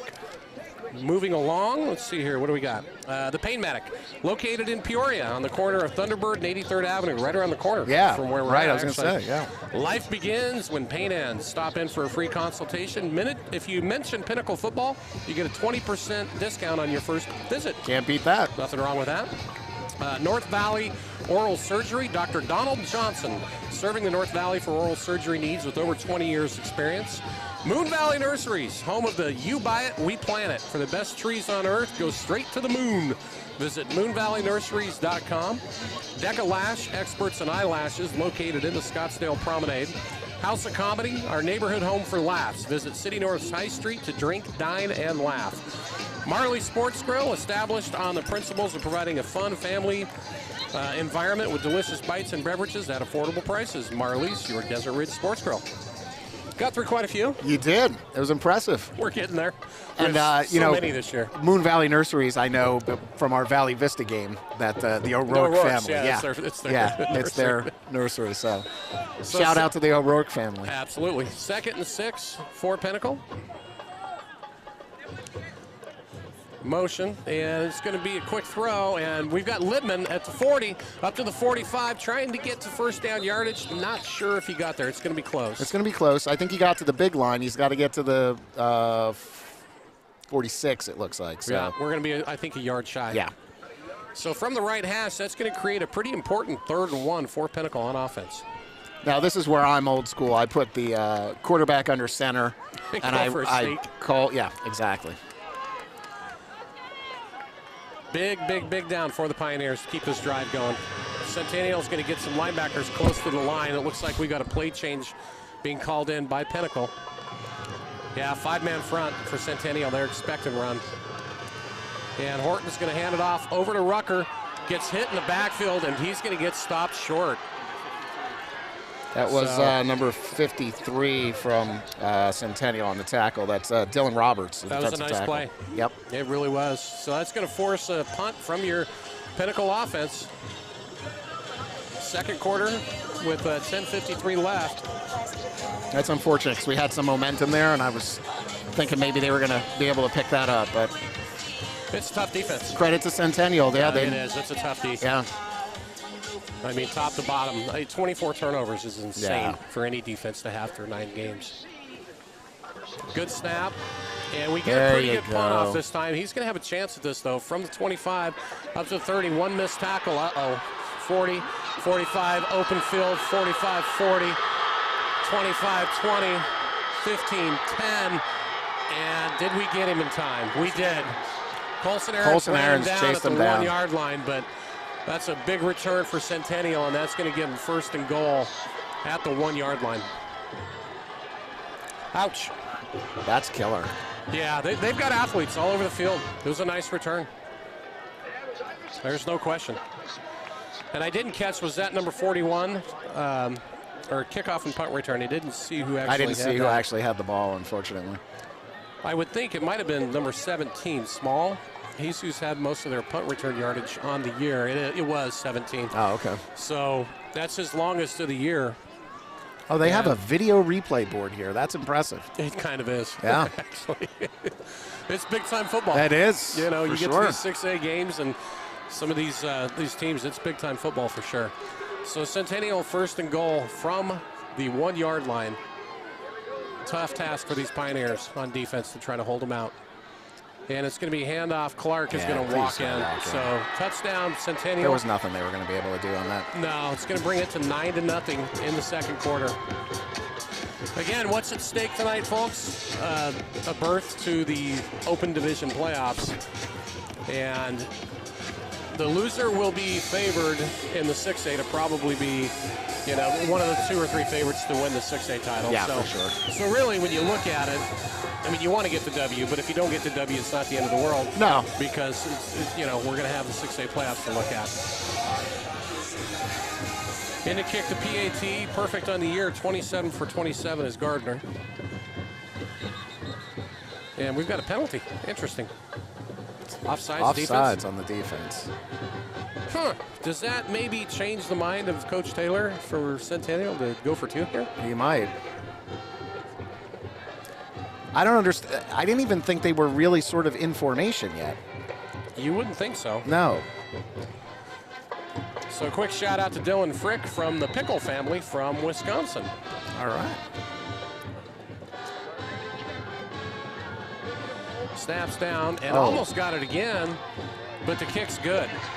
I have a delayed shout out, and this is coming from the head coach, Dana Zupke's wife, Amy Zupke. She wanted to give a shout out to Kitty Robbins that's out there. And then small world, Jill Hurley. Shout out to Jill Hurley, who I've got some friends of mine in the audience. In fact, their boys are going to be interviewed at halftime, 5 and an 8-year-old. But she's friends with my buddy Abby. Didn't know that they used to work together. So Pat Hurley. Did you say Pat Hurley? His wife, Jill. Oh, Jill. Yeah, so Jill Hurley, the wife. So shout out to Kitty and Jill from Amy Zupke, who said, give them a shout out. Yeah, okay, that's awesome. Well, we need to score here. All right, so this is what I'm talking about now. We can't have another scoreless quarter here. The offense needs to find a way to put some points on the board. Even if it's 3, they can't go unchecked now. This is where you really do want to get something. So quick sponsor shout out to the Buffalo Spot. The Buffalo, they are Buffalo fries. Enjoy wings, tenders, handcrafted shakes, and our world famous Buffalo fries. That's the Buffalo Spot. All right, boys, we got to put one together here. This is important. You know, on the year, like I said, they've done a nice job returning the ball. They have, and I'm surprised that they got caught out of position on that return. Sometimes it's just a good athlete makes a great play, finds a seam. Well, they had a special teams breakdown. Maybe we can get one back. Yeah, you know, that would be nice. Once he got past that first line there were 2 guys that were, clamping down on him, and once he got past them, he had some pretty open field. All right, boys, what can we do here? It's going to be a short kick, and I think Halverson's going to have a shot this time. Yes. He is from the 5, 15-20, a little bit of a crease, and pretty good return up to the 26-yard line. So Pinnacle will take over 1st and 10 from their own 26. See if we can get that offense uncorked. Again, if you want to shout out, folks, send me a text, 623-687-6003. What do you think, Matt? We go pass happy here? Mix it up? I think you have to. Yep, I think you have to. We've tried finding some holes in that front 4, and to a certain degree successful, but I think we've really got to open it up now. Well, open it up they are, because they're going with an empty set. Pure spread look, and Deuce Robinson's all the way to the bottom of the screen, split far to the right. Horton's going to have 4 people coming in on him, and he steps up. He's got a lane. Look out, up to the 40, 45. Nice job by Wyatt Horton to recognize that and pick up that first down. Gain of about, 17, 18 yards? Yeah, that was a nice read by Wyatt. Yeah, absolutely. The offensive line, number 75, Reese Marks, opened up a big hole there for him. So 1st and 10 Pioneers. Horton's going to look right. And he's going to throw up top, and nice catch. Really nice catch by Mac Richards. That was a heck of a grab. It really was. He threw that into a pretty tight window there. So for Richards, that's his, let's see, I've got 2 catches down for 28 yards on the year, so nice job by Richards. Now they're going tempo. Yeah, they're going tempo, and they're moving it up a little bit. Another ball to Mac Richards is complete. So 2 in a row to Mac Richards, gets the Pioneers all the way down to the 24-yard line of Centennial. And I can see a little bit of frustration on Damari Washington, number 20. He's turning around to his teammates going, what the heck, guys? Why is he so wide open? Well, the coach just saw something, and they're going with a simple spread look. Trips on one side, twins to the other. Against the 4-man front, you got to get rid of that ball quickly. And they do. A little bit overthrown, though, trying to catch Miles Libman. Miles Libman on a slant pattern, but just a little bit too much mustard. That'll bring up a 2nd and 10. What I like about this, Todd, though, is it makes it harder for them to double deuce. I agree. So you got 5 out there. You can't invest 2 resources on deuce. Somebody's going to be wide open out there. Well, that's why they hit Richards on both of those throws, too. Yep. You know, it was a soft 20-yard throw underneath that deep safety. Yep. Because their safety's playing really deep. He's about, 14, 15 yards off the ball. This time he's up a little bit closer. He's up a little bit, yeah. Now, you look at the safety that's over Deuce, though. You know, he's a good 15 yards off the ball. Yep. Now they've got Rucker back in the backfield here. Deuce is going to go in motion. And it's going to be a handoff to Rucker, running behind that left-hand side of the line, Eli Page and Deuce, and he's going to get a couple, maybe. Number 53 from Centennial, Dylan Roberts on the tackle. So that's going to create a 3rd and 7. You really need a touchdown here. You really do. We received the ball in the first half, so Centennial is going to get it to start the second. Right. And 3rd and 7, I personally think this is 2-down territory. It might be. Same spread look. Deuce to the right of your screen, along with Libman.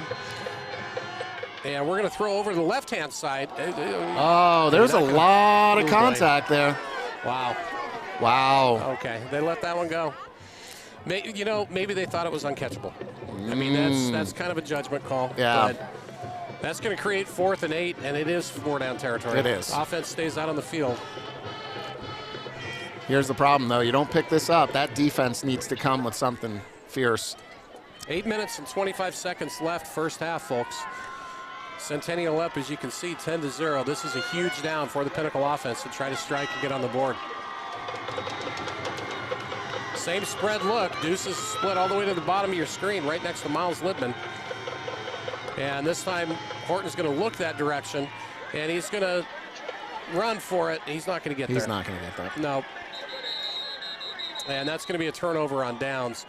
That's what, he's a sophomore quarterback. He's going to learn. In a case like that on 4th down, you got to give your receivers a chance to catch that. And that's something you learn through the years. So turnover on downs for the Pioneers, and Centennial's offense is going to come on with 8:16 left in the half, and you really want to get a stop here. Yeah, because if they go down 17-0, Pinnacle's offense has not shown the ability to come back from that kind of a deficit this year. And that's unfortunate. Well, what are they going to dial up? Is Centennial going to continue? I think Centennial is just going to pound here. Yeah, I think they're just going to continue to run, go with their strength. Kavana Clark, we're going to see a lot of him for sure.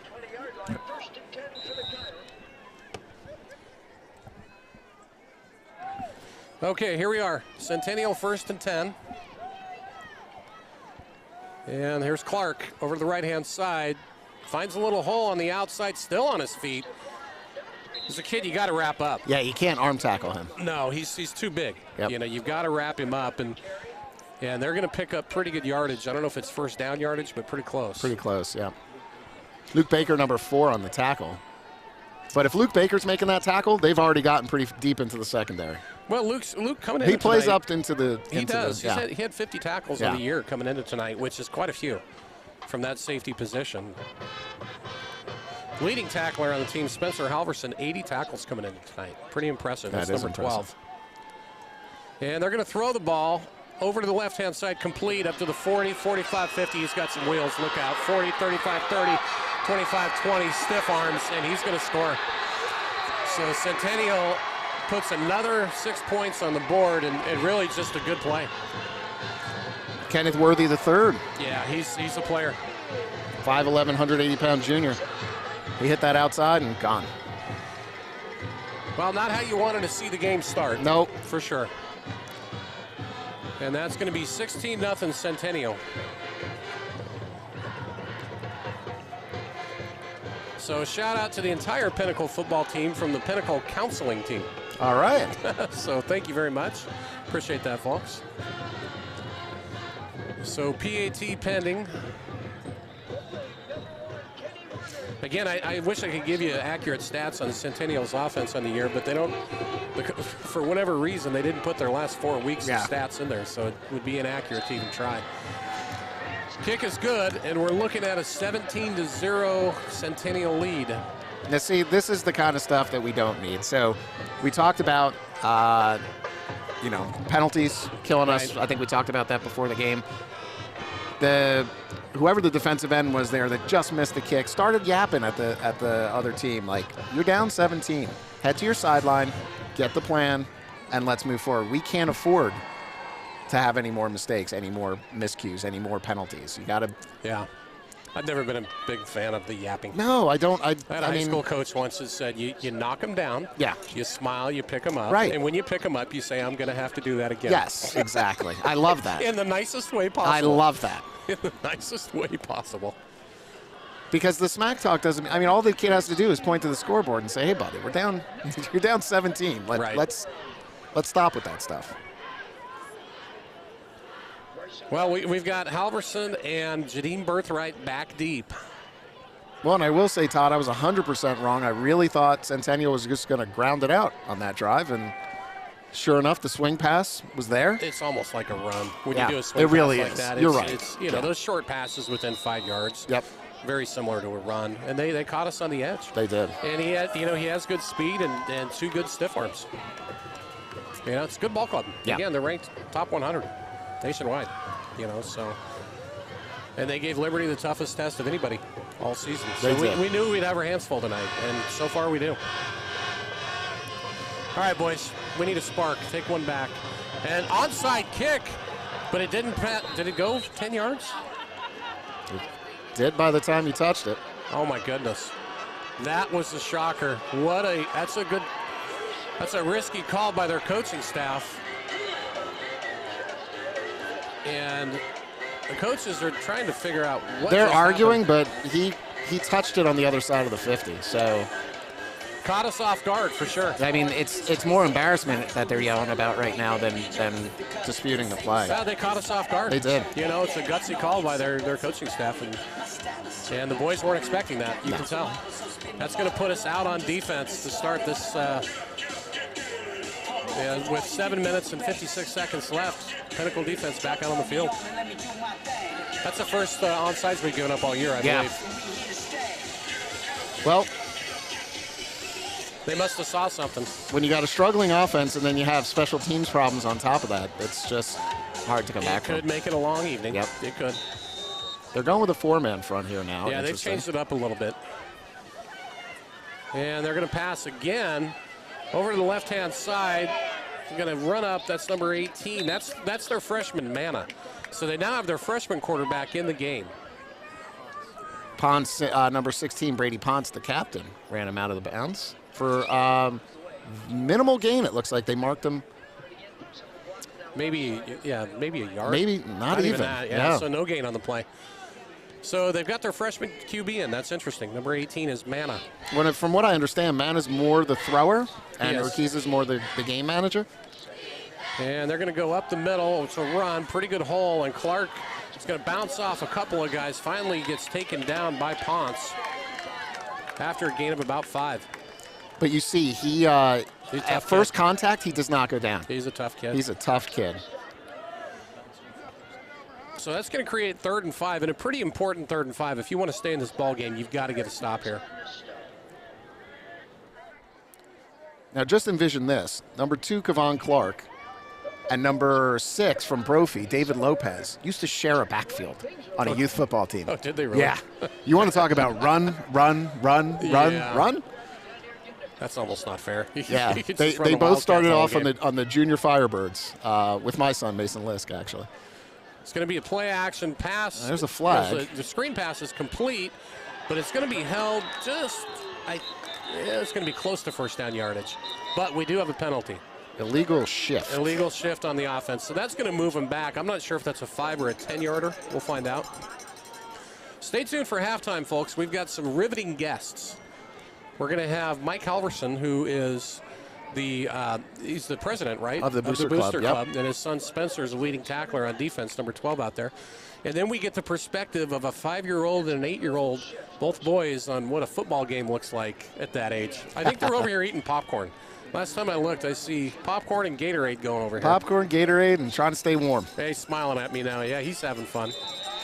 Yeah, it's chilly. So it's 3rd and 10. So 3rd and 10. This would be a big stop after that onside kick. The freshman is in there, and he's going to unload down the field, and that ball's complete for first down yardage. It's a nice throw. See, this is the kind of stuff. Yeah, you want to keep frustration Keep it clean. out of there. Keep that frustration out. He made a good play. They did. So that was a Manna to Manna.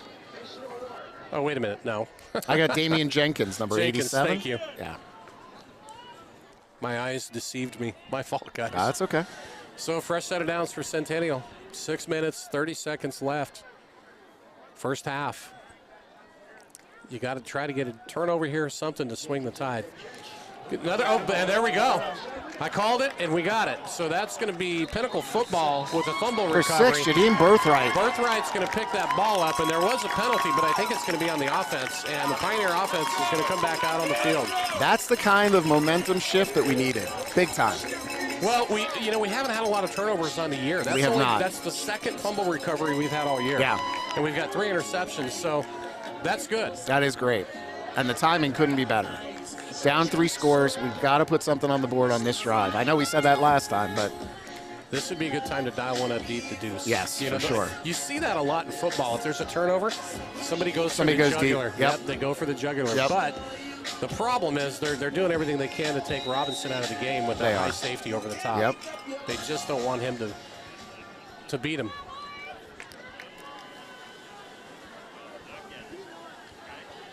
And it's going to be a handoff up the middle. Good for about 4 or 5 yards. I believe that was Rucker again, number 5. Jacoby Rucker.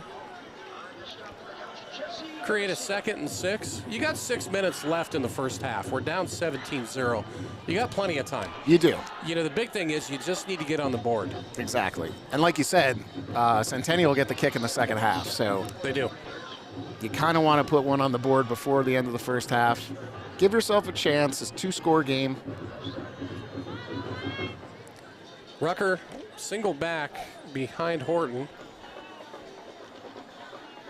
And the Centennial D, they keep stunning with their linebackers. They do. Up to the line and back, so it's hard to tell for those linemen who's coming and who's not. Yeah. And it's going to be a play action. Trying to find Deuce. Runs over to the right-hand side. Has a little bit of room to run. It's going to be good. And there's a flag. First down yardage, except for a flag. So they're going to pick up somebody probably on another holding call. I would imagine.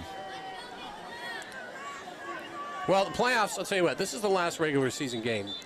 You just hope you can clean that up before the playoffs start. Yeah, it's been a chronic problem, unfortunately. Hopefully they can get it cleaned up. But. So that's going to move us back. It's going to create now what was 2nd and 7. It was a spot of the foul, so 10 yards back from there. It's defensive hands to the face.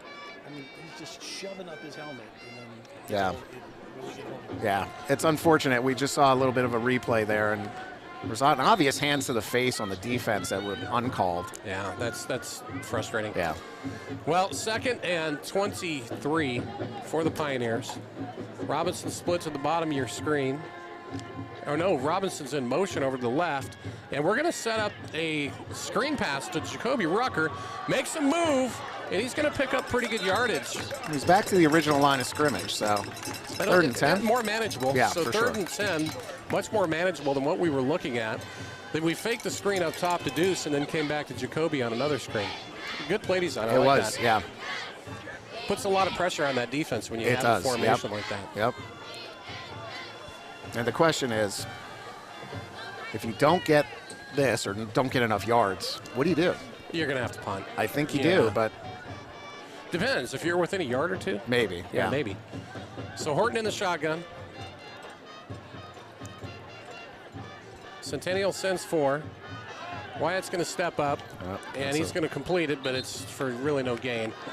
Looking at his check down route, and now we're with 4th and 11. You're certainly going to see the punting. Yeah. Dylan Frick, number 21, is coming in to punt for the Pioneers. Nope, it's going to be number 82 again. Craney. It's Craney again. Yeah. And I don't know if that's a change that's permanent. I nope, noticed. It's Frick. Oh, it's Frick. Here we go. They've gone back and forth. I mean, Dylan's had the majority of the punts on the year. He had 18 coming into tonight, where Craney had 4. And Frick is more of a traditional punter, if I remember correctly. Well, the last time we did this, they ran one back to the 1 yard line. Yeah. So you've really got to get down there and hopefully get some nice pressure. That ball's going to be another one returnable, caught at the 38 to the 40, and still on his feet, finally taken down at the 41-yard line. 22, Blake Haugen. Yeah, Blake Haugen on the tackle. And with 4 minutes and 22 seconds left, down 17, you really got to hope the defense can hold here. This goes back to my earlier comments about putting all this pressure on the defense to win the game. They just gave you a turnover. It's tough, yeah. And they gave you good field position, and you couldn't do anything with it. Now, Centennial's got the ball at the 40.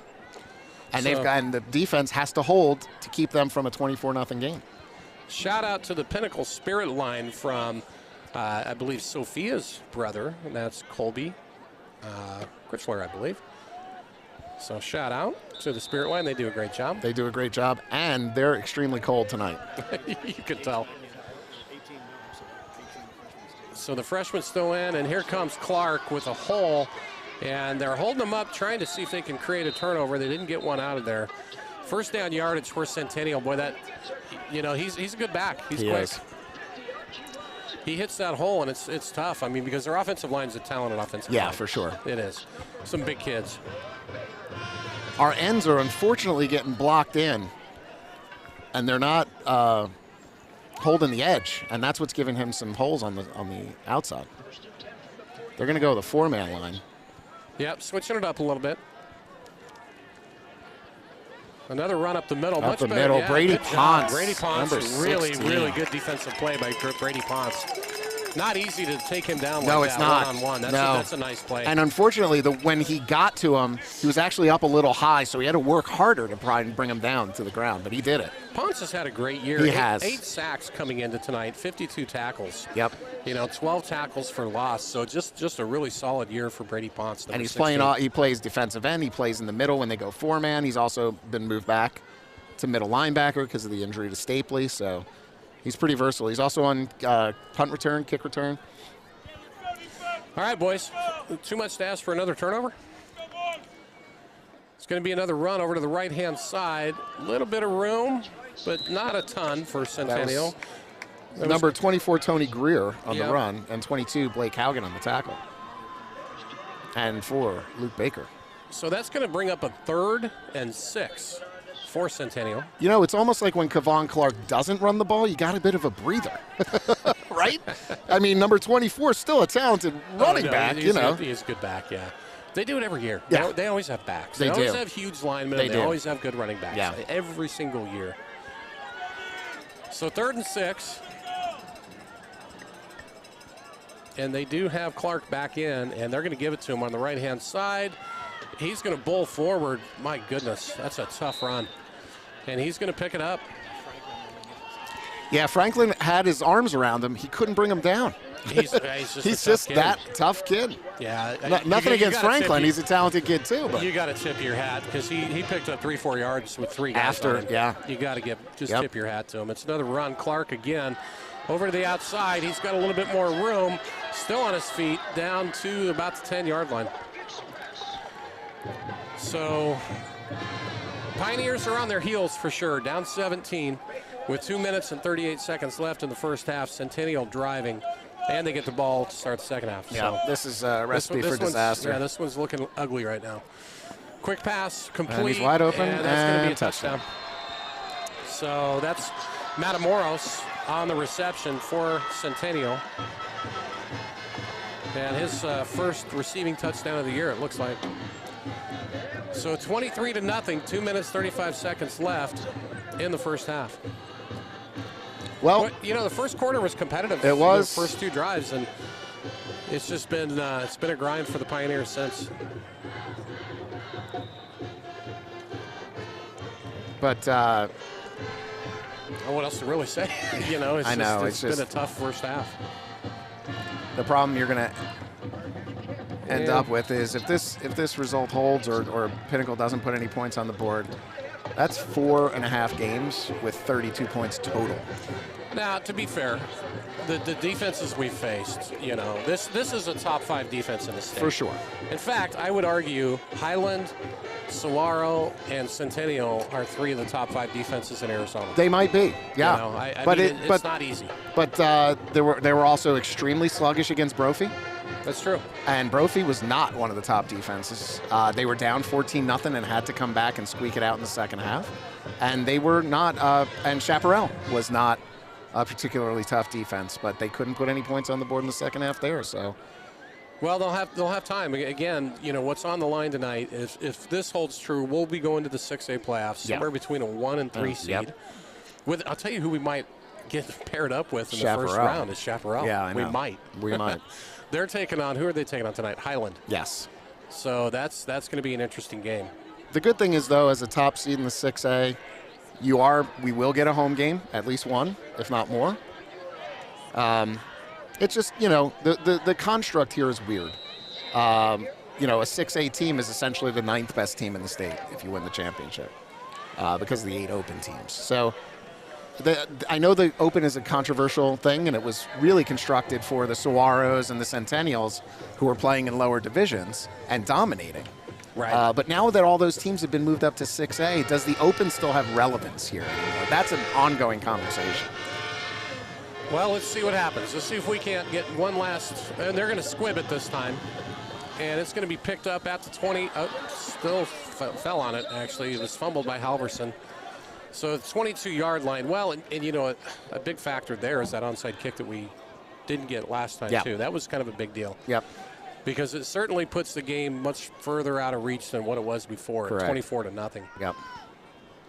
So a shout out from New Jersey, Papa again. So Mr. G, thank you. Says go Pinnacle. We've got Deuce at the top of your screen, Robinson. Miles Lidman in the slot for the Pioneers. Let's see what Wyatt Horton's going to dial up here with 2:33 left in the first half. And we're going to run it up the middle. And a nice hole for Jacoby Rucker. First down yardage, move the chains up to the 35-yard line. You know, it's funny when you see a hole and it opens up like that, first thing I'm doing is looking around for a flag to make sure that. How many times have we tried to throw to Deuce tonight? Once or twice? Once or twice. That's it. I mean, they're just trying to take him out of the game. Yeah. And again, Rucker. Bit of a rugby scrum. Well, they've got to use their timeouts here, and they've got 2 minutes left. The clock running. They got to try and put one in the end zone here. Well, if you want any chance of coming back, I think you've got to score here. Yeah. You do. I mean, it's high school football. It's unpredictable. It is. Yeah, it is. And, you know, we've seen crazy examples of teams coming back from huge deficits, but we haven't seen Pinnacle do it. So if this is the game, they're going to do it. Shout out to Jason Turner from his dad in New York City. All right. New York City. It's a long way away. Yeah, we got Mason O'Rourke in the backfield now with Horton. Wyatt's going to look to his right. Pass rush is coming in. Steps up into the pocket. Fires it up for Libman downfield. And he couldn't quite come down with it. He put some air underneath that. He did. And good defensive play. It really was. I mean, they were both going for it at the same time. Coverage was by Damari Washington, number 20. And he's another one of those that has offers out there. Yeah. So he's a good corner. It's going to bring up a 3rd and 6 for Pinnacle. Clock stops with 1:29 left in the first half. Down 24. 24-0 is the score.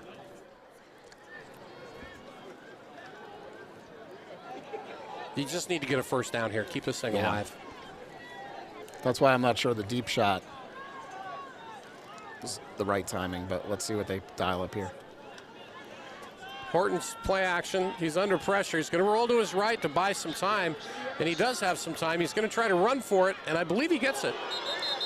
So first down, Wyatt Horton. He's fired up, and he got out of bounds too. So that's a nice play by the sophomore QB. Yeah, he made a great run. He put his head down, took a tough hit. You heard the big ooh from the other sideline, and he popped right up and gave the first down signal as a, I'm okay, guys. You got to hit me harder than that. He's fired up. All right, well, we're in business. That is cool that they have the replay on their big screen. Really over is. there. That's pretty I noticed nice they didn't show the hands to the face play on the big screen, though. No, they hit that. Empty set. Here comes the blitz, and the ball's complete to Mac Richards again, number 8. Having a big night. 3rd catch of the night for Mac Richards. We got to see Coach Hanshaw dial up something that gets Deuce open because clearly, you know, Mac Richards is eating tonight. He's finding all the seams. But 10 catches coming into tonight. He's got 3 already. And Wyatt's going to throw. This time Miles Libman's going to get it on a hook pattern. Can't shake free of the tackler, though. Good open field tackle by Worthy. And timeout. Pioneers take a timeout, I believe. The clock is still running. We've lost about, my goodness, they need to reset that. Yeah, they will. Because they called timeout when it was at about 56 or 57 seconds. And now it shows 48 seconds on the clock. So let's see if the officials get that fixed. They should. You know. We know from our home games sometimes the clock is not an easy thing to handle. Well, my concern here now is there's not a single official heading over to the press box to tell them to change the clock. There's a guy, I think I see the headline. Is he over there, the headlinesman? I think so. Now, what's he doing? Are they going to make an adjustment? They should.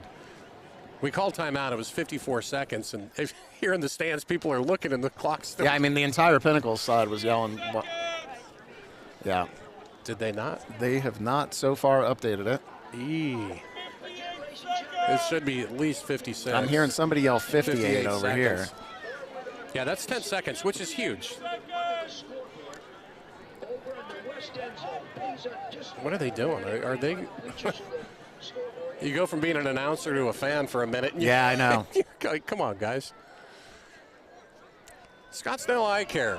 Scottsdale Eye Care. Oh my gosh, they did not put that time back. Wait, they're still not set here, so it looks like maybe they're trying to. They're trying to get the score clock. They're having some technical difficulties, I think, up top in the press box. Well, you trying got to the get this set. Freaking fancy scoreboard here. You can't even get the clock right. You do video replays, but you can't do the simple things like the clock. Whew, it's chilly. How cold do you think it is? Take a wild stab. Oh, you got one of those. It says 55 right now. I don't know if that's degrees. true. It feels a little chilly. It feels at least 55, if not colder. All right, let's People see. They don't put on realize that 55.5. All right, 55.5 seconds. All fives up on the time clock. I think based on our fans' response, that wasn't good enough, but we'll take. Well, you really want to get a touchdown here. You do.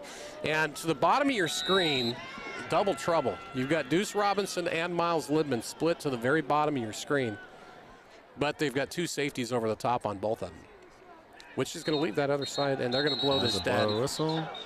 False start on Pinnacle. Yeah, that's going to move it from a 2nd and 7 to a 2nd and I think 12. Is that a 5 or a 10-yarder? That's a 5. Yeah, so it's going to be 2nd and 12, but which is really kind of irrelevant because we're down to 54 seconds left in the first half. Yeah. 54 seconds, one timeout for the Pioneers. Looked like he was trying to hit Libman on a short route that time. Let's see if they stay with it. Here comes 3-man rush, and Horton's going to dial down for Deuce. It's complete. 15-10 to the 5, and he steps out at the 4-yard line. Deuce Robinson with his first catch of the ballgame, I believe. Yeah, I believe you're right. And number 28, Samar Turner on the tackle, and he's heading off the field. Yeah, I think Deuce, he hit a Deuce wall. So Deuce, is he a little banged up? He's walking gingerly. He's back in the game, though. Oh, no. No, he's off the sideline. So well, Deuce Robinson, the top-ranked tight end in the United States, on the sidelines right now. Let's hope he's okay. Biggest weapon on the team for sure.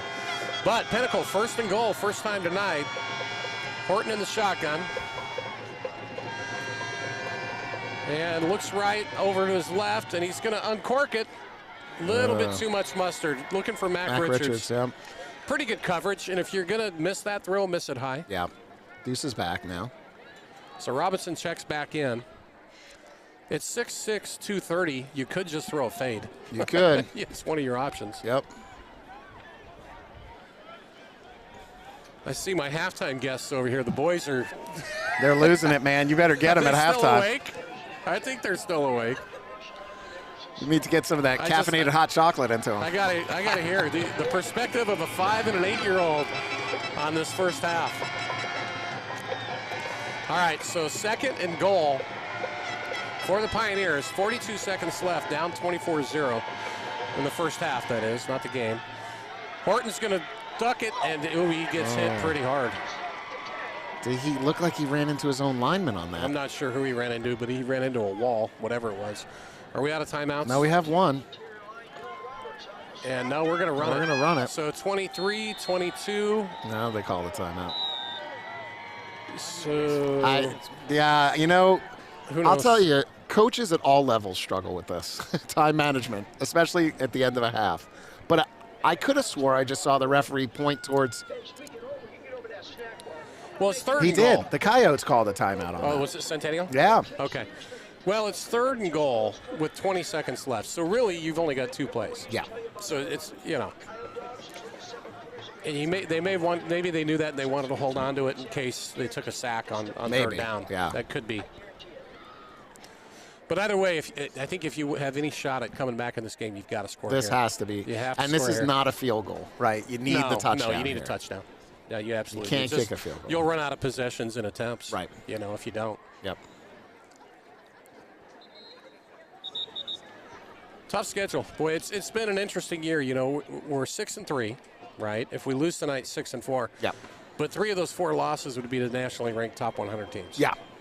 Right? Yep. Two of them in the top 50, I believe. Yeah. One of which is Liberty's, I think, 15th in the nation, 16th. Yeah, I think they are now. Yep. They've moved up. So the Pioneers, 3rd and goal from the 6. We're going to have an empty set. You've got Robinson to the bottom of your screen with Libman again. And 4-man front for the Coyotes with some pretty good pass rushers. Wyatt's taking his time, throws over the middle to Libman, keeps his feet, and he jumps into the end zone for a touchdown. Pinnacle Pioneers get in, and we get on the board. So there's your first score for Pinnacle, 6-0.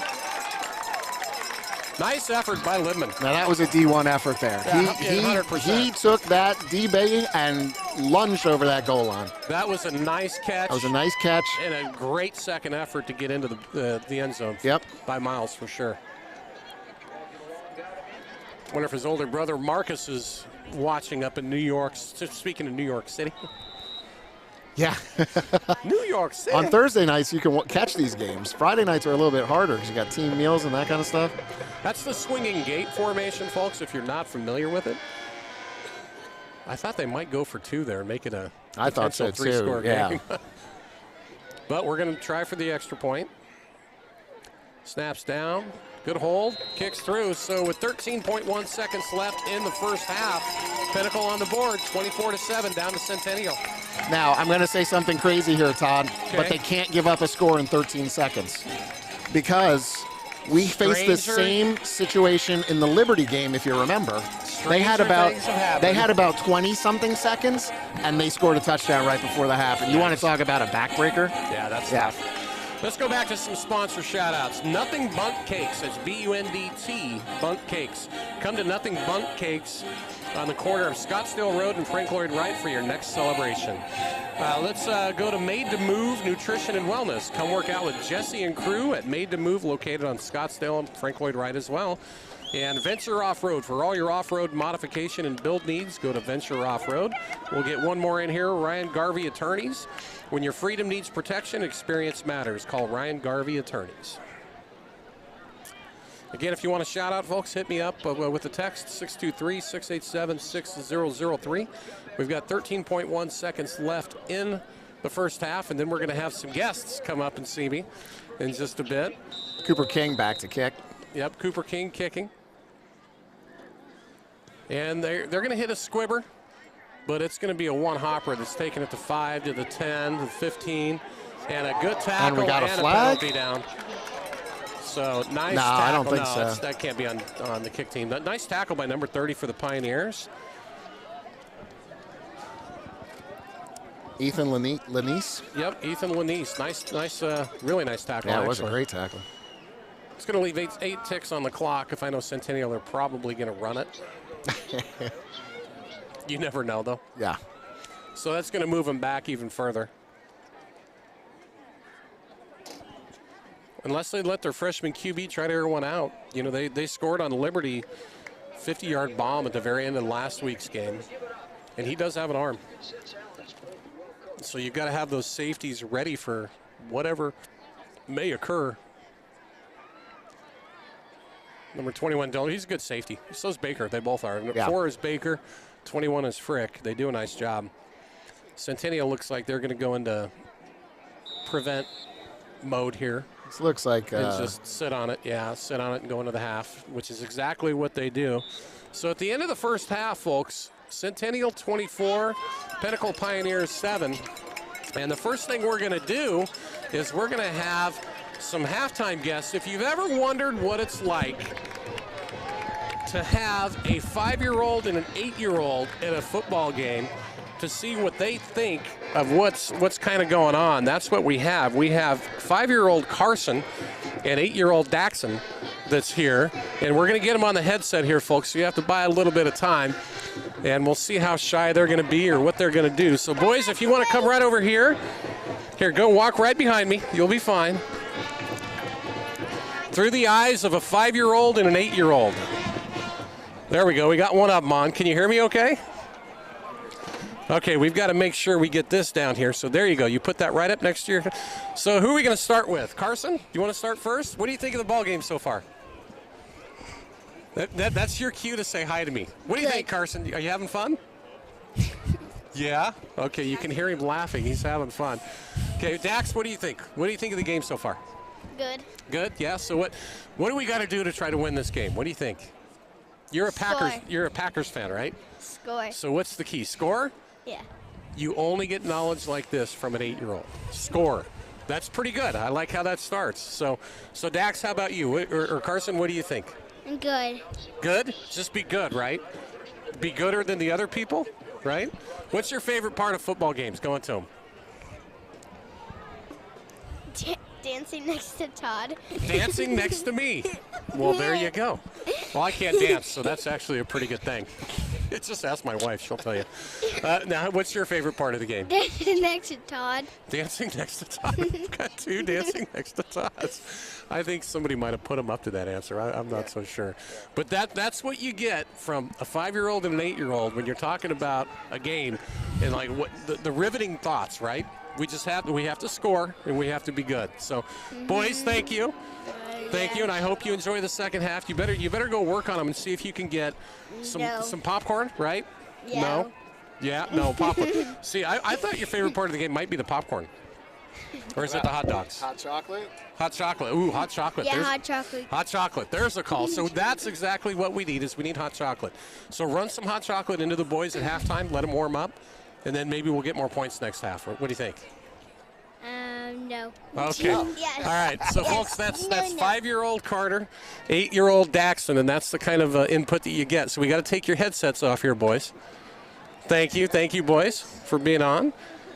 And we're going to be having, was it Mike, right, that's going to be coming up, the Booster Club president? Mike, how you doing? Good. We got to get you caught up here. There you are. Is your mic on? Yep, I'm good. We've got it. So, anyway, hey, welcome. Thank you. So your kid's tearing it up. I just called it out. Spencer, he's got, 80 tackles, I think, coming in tonight? Actually, something like so that, he leads the Pioneers. He's a good player. Yeah, and we've mentioned this on the air a couple times. He plays that starbacker position. Right. What is the starbacker? It's kind of a hybrid linebacker safety. So depending on what the formation is, he'll go either linebacker, safety, or come up and down. So I've seen him creep up even on the D line a little bit. Yeah, he does that sometimes too. Yes. Yeah. Yep. Nice. That's a good position for him. So, and you hold a pretty important title. You are the Booster Club president. Let's talk Booster Club a little bit. Sure. Booster Club basically raises all the money and does a lot of the fundraising for the program. We supply the majority of the different things that need to be done.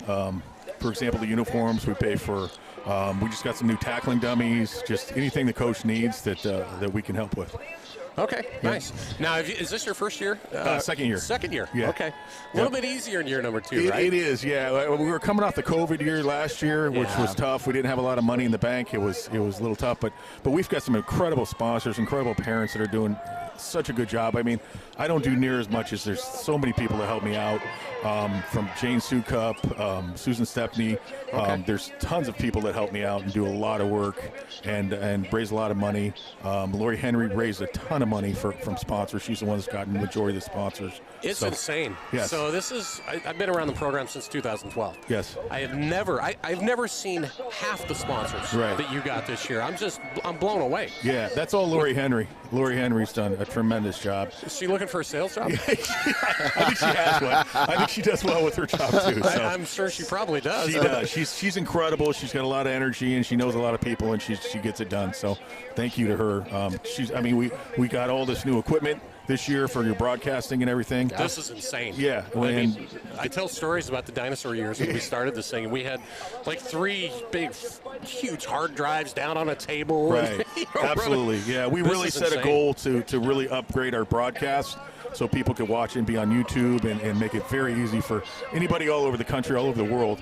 wants to watch our games. So now, Mike, give the folks who are listening a sense of what does it cost to run a program like Pinnacle? Well, I know everybody assumes like, oh, you get money from the district and you get money from the state, but you don't. We don't get any money. That $200 that everybody pays to play, that we don't get any of that money. We don't get any of the gate money from people coming to the games.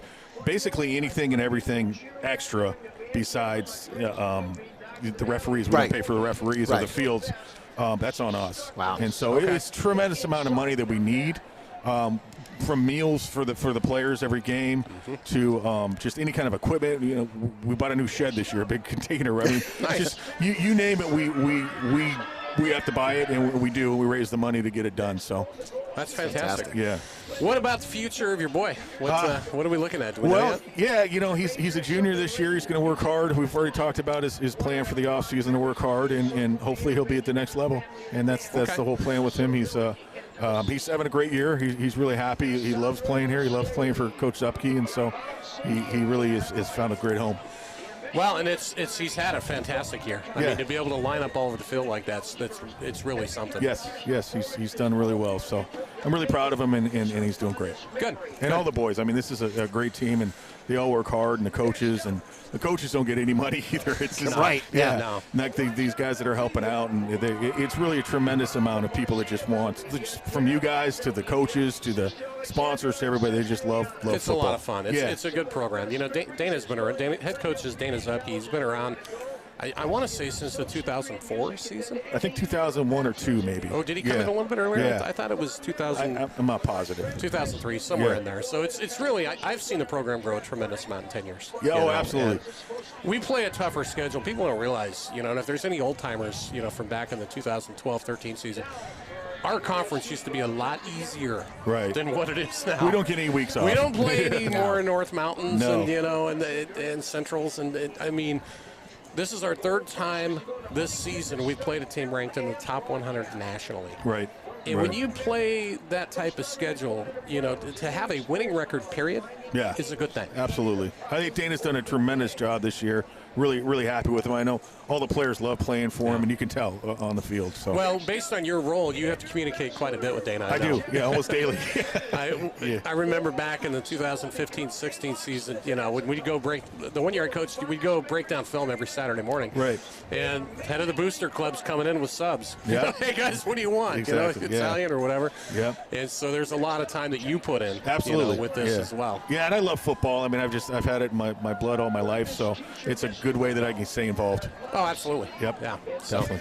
Well, good. What else we got, Matt? What other questions? Well, Mike, I want to ask you. So we had the trip to California this year. Yep. Courtesy of the Booster Club did a tremendous amount to get us there. Yep. I just saw Notre Dame Prep is heading to Ireland. Yeah, next I saw year. that too. So, I just want to plant a seed that, maybe. I don't think we can travel next year. I think you got to go 1 year on, 1 year off. Oh, is that what it is? Yeah. So, yeah, that was a lot of work to get everybody there. Oh, And we basically raised all the funds, and we our goal was not to charge any of the players to go, and that's what we did, and we were successful at it. And so I don't know how they're going to do it at Notre Dame to get to Ireland, but that's a big thing. But what a great experience for those kids. Oh, yeah. And they're going to Ireland? Yeah, they're going to Ireland. Yeah. They're going to Ireland. So come on, good for them. Yeah. Well, and it's there's that college football game, and I guess this is tied into that. So they're doing a couple high school games as well. Okay. That's going to be a lot of work to get them there, but, that's good for them. So let's plant that seed for 2 years from now. We're going to go somewhere exotic. Oh, hey, you guys took care of business in California, though. Yeah, we did. We did well in California. And what a beautiful place to play. Yep. It was very, it was very hot here. So it was very nice here. Yes, went to Oceanside and played El Camino, and they were a great team and really nice people too. So when I was toying around, I always look at stats and different things, and I think it was a week or two ago I looked. They've had a pretty good season. When we put it to them pretty good. Sure. Yeah. They've done pretty well. I think they're 6-4, 7-3. Yeah. They actually went on a run after we played them. Yeah. Yep. They were a very good team and very nice people to play with, and so all good. That was a good trip. Wonderful. So. Well, thank you, sir. All right, thank you guys. Thanks for what you do volunteering. I appreciate it. And you guys too. You guys do a great job, Carl. And it's fun. I mean, Carl is the man. Let me explain that to you. Carl works. People don't know this. Carl works like 3 days a week. I know. He is. He's the man. got Wednesday, Thursday, and Fridays. His that he wife's does about this. to wring his neck, but God love her for lending us Carl for those days. And we can't thank the Marks family enough for how much they donate and what they do. It's incredible. So well, it gives these kids great memories. Absolutely, It really does. That's what's fun about this whole broadcast. You see a lot more of this now nationwide, which I think is really cool. I wish every high school had this. Absolutely, I really do. But we were pioneers, man. We started this. We were pioneers because back in 2012 there wasn't a lot of high school broadcasts going on. Right. Done by unless it was TV. Yes. Right. Yeah. So it's really cool to see this. We've come a long way, and I know I've got a lot of compliments on you guys and just what Carl does, and people are very, very happy with the ease of just jumping on YouTube. YouTube has been a game changer for our audience. I love by it. far. Absolutely. People love to log in. It's easy. You can watch it over and over again. You don't have to pay a subscription fee. It's been fantastic. It's been great. And you guys, thank you. I can't thank you guys enough. You guys really do a great job. I'll tell you a quick funny story. Yes. So I get my cell phone out so we can do shout-outs. Last weekend on Saturday and on Sunday, I got a couple of texts from people. Yeah. Is this? It's. They're watching it over. Yeah. Right. It's not Friday night. It's not Thursday. But that's okay. They're in early for the following week. Yeah. My wife's like, "Why is your phone blowing up?" I'm like, "Yeah, well, that's good." So, I know you guys have got a lot of people involved, and you're great at it's fine. mentioning the sponsors and just a great job. I mean, I listen to the broadcast all the time, and it's incredible. You guys do a really, really good job. Thank you very much. Yeah, it's a pleasure. It is. So, anyway, thank you, sir. Okay, thank you. Thanks for joining us. Really appreciate it. Okay.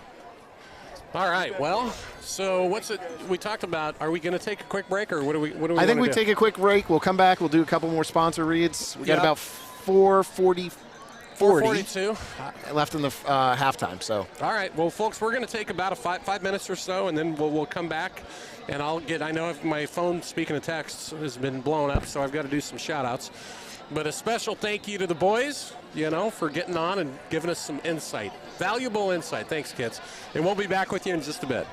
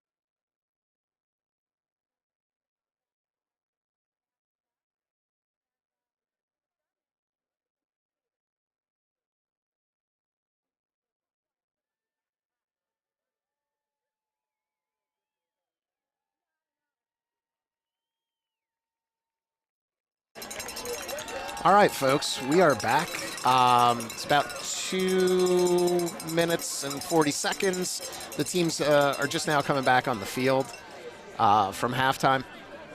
While we're waiting, I'm going to do a couple more sponsor reads. So bear with me for a second as I pull up the sponsor list. As we were talking to Mike Halverson, the president of the Booster Club. The support of the Pinnacle program is tremendous this year. There's literally like 6 pages worth of sponsors that we read every single game, freshman, JV, and varsity. So if I'll pick up at Team Clean and Haul, family run and operated waste and recycling services since 2002. Thank you from the Pinnacle program. Arizona Best Real Estate. Need to buy or sell a residential property? For all your real estate needs, both locally and nationwide, we are here to serve you and provide solutions. Call Leanne King at Arizona Best Real Estate today, 480-948-4711. Thanks to Leanne and team. Leanne, mom of Cooper and Jet, who are one's on varsity, one's on freshman, so thank you for that. Home Care Sweet Home is a group home where your loved one is warmly welcomed and feels at home at all times. Rubin Electrical, we have the Pioneer Power. Our, Arena Sports Grill, proud sponsors of the 2022-23 Pinnacle football program. Upper Crust, feeding Pinnacle football teams since 2010. They always get rave reviews from the freshman and JV teams for the meals that they bring in. They also did a great event for the Booster Club this year, so thanks to Upper Crust. Cimarron River Company, your premier destination for Native American Indian jewelry and Southwest home decor. Spine Fit Chiropractic and Rehabilitation. They are proud to maintain athletes' top physical condition, relieve pain, and restore wellness. Best Home Appliances at the corner of Tatum and Bell is your local Pinnacle family-owned source for luxury appliances. An American Valet Company, a trusted parking management company serving businesses across the Southwest since 1980. Santucci Orthodontics, accomplished professionals dedicated to making your smile a healthy reflection of you. Live life smiling. In-N-Out Burger, our local burger joint at Desert Ridge Marketplace. Quality you can taste and where quality counts.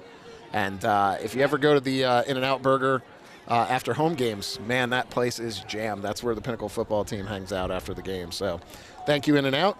Stoats Equipment, our vision to be the best equipment dealer in the world, now celebrating 75 years. Thanks to Stoats Equipment. The Horton Team, Platinum Living Realty. The Horton Team is a proud sponsor of Pinnacle football. If you're looking to buy or sell a property, put our 20-plus years of experience to work for you. Call, email, or text Matt Horton, 480-227-3311. That's 480-227-3311. Rowdy Hair, Rowdy by Choice, certified sustainable full-service salon and spa studio, conveniently located in Desert Ridge. And Paradox Video Productions. Paradox Video Productions, video and digital marketing for your business. Reach them at paradoxvideoproductions.com. And let's close out with the last set of sponsors here. TNA Landscape and Hardscape Designs, home of grading, leveling, pool excavation, footing reinforcement, paver installs, and more. Don't be sod. We're here now. Thanks to TNA Landscape and Hardscape Designs. Liberty GMC, your one-stop resource for all automotive purchases and repairs. Make sure to ask for your Pinnacle football discount. Chula Seafood, fresh fish in the desert. Fish market, restaurant, and bar, now open at Hayden and Thompson Peak. Thanks, Chula Seafood. Huntington Learning Center, our mission is to serve families with children through personalized instruction to meet your child's unique needs. Additionally, providing ACT and SAT prep classes. Center Mass Construction, helping you build your dreams into reality, residential and light construction. And here's the second half kickoff. Cooper King drills it. It is going to bounce. It's going to go out of bounds. That's going to be a penalty on Pinnacle. And the Centennial Coyotes will get the ball at the, I believe it's the 35 is where they mark that on that out-of-bounds kick. And then let me finish by thanking Willman Construction. Willman Construction exists for people to build their genuine place of purpose, building commercial construction projects in the Valley since 1977. All right, folks. Well, Todd's going to be back joining us in a minute. We didn't have a lot of time after all of our special halftime guests, so Todd's taking a break. We'll be back in a few minutes, but the Pinnacle defense is on the field.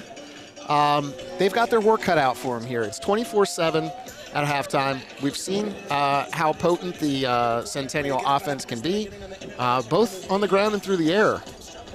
And so let's see if the Pinnacle Pioneers can come out and get a stop here, give the ball back to the offense. We got some momentum with that score right before the half, so let's see if we can turn that into some more points. Number 1 in the backfield now. Fumble. Ball's on the ground. Number 1 did recover it, so, but, you know, that's a good sign that, you know, there's a little bit of shakiness in the backfield. They've got number 18 in Kynan Manna at quarterback, so they're going to the freshman now.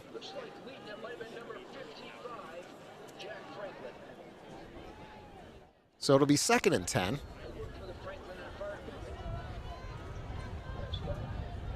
Pinnacle going with a 4-man front here, try and slow down the run. Hand off to Clark, and he meets a pile of Pioneers, and he gets driven backwards.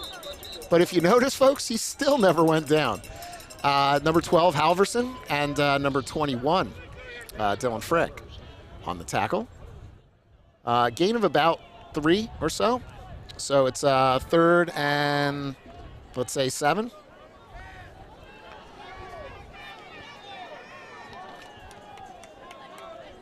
All right, we've got Todd Dixon back with us. Oh, welcome back, Todd. Thank you, gentlemen.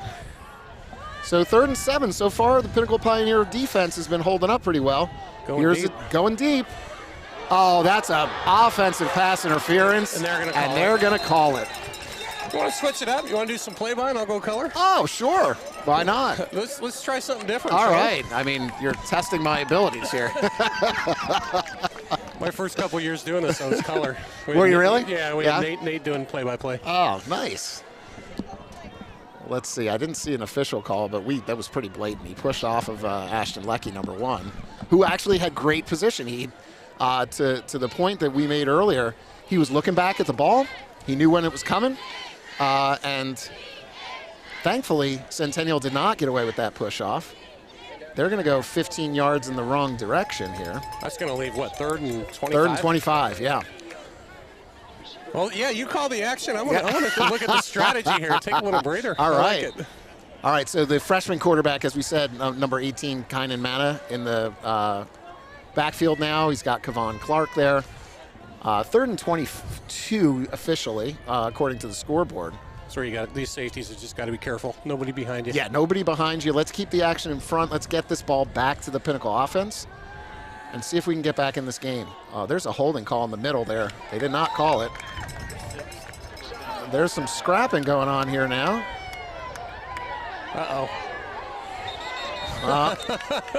Your boy may get a penalty I here. think he may get a penalty there. You're right. But he was defending his teammate. Really, it should be.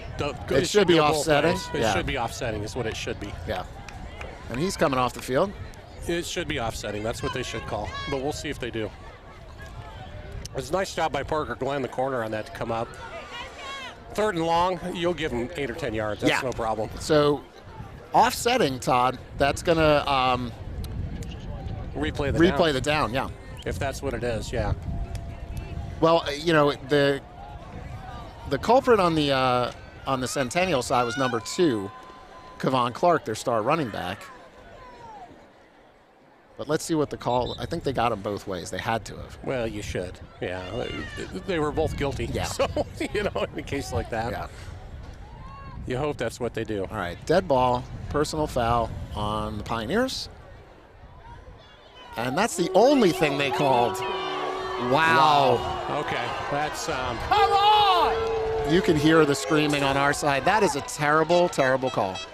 Because clearly the running back was the instigator. They got the 3rd man in, which was my son, Mason Lisk, unfortunately. But you know what? He wasn't going to let his teammates get pushed around. I mean, that was a terrible call. I don't understand how you don't do. That one, I don't get it. Unless they claim they didn't see the first well, action, I mean, but we all in the saw stands it. did. Yeah. I mean, yeah. The rest of the stadium did. Yeah, they'd miss that. 6 of them on the field, 7 of them on the field. They got to see something. Well, in any event, gives them a first down. And Number 12, Halverson on the tackle of number 2, Kavan. He came flying in there from that He safety did. position. Yep. So Halverson, again, he's just had a heck of a year. Halverson has 80 tackles coming into tonight. He leads the Pioneers almost 9 per game. 2nd and 6. What do you see, Matt? Looks like we've got 2 receivers out to the right, 1 on the left. And it's going to be a handoff to Clark. And he's going to ride a Pinnacle defender. Boy, he's just powerful. Those legs, Frick, Dylan Frick. That was Dylan Frick, number 21. Yeah, did a nice job, but it's going to create a 3rd and 2, though. It is 3rd and 2. Let's see what we've got here. They've got, they were bringing number 24 back into the backfield, Tony Greer, but looks like he's heading back to the sidelines now. Number 87 in the backfield. Now he's splitting out wide. We got to stop here and score. We could make a game out of We this. could make a game out of this, for sure. 24-7 isn't an insurmountable score. Hand off to Clark. He's being strung out wide, and Great he is job. not going to get there. Luke Baker. Luke Baker. Number 4, Luke Baker What played a that beautifully, and he play. showed off his speed. He's a track star. Luke Yeah, is. and that was the huge part about that was huge loss. About 7 yards. Outstanding job, and that's exactly how you do it from that safety That's position. exactly right. You come in and you funnel it, basically. Your job is to funnel that to the outside and stay paced, and he did exactly that. Now, is this our first punt return? I believe It it's is. our first punt return of the night. Double trouble, number 2, Deuce Robinson, and 3, Miles Libman back deep, too. Big stop there. That was huge. Despite, number 99's little temper there. Come His on, teammates Dad. bailed him out. No, he did the right thing. I would never yell at him for that.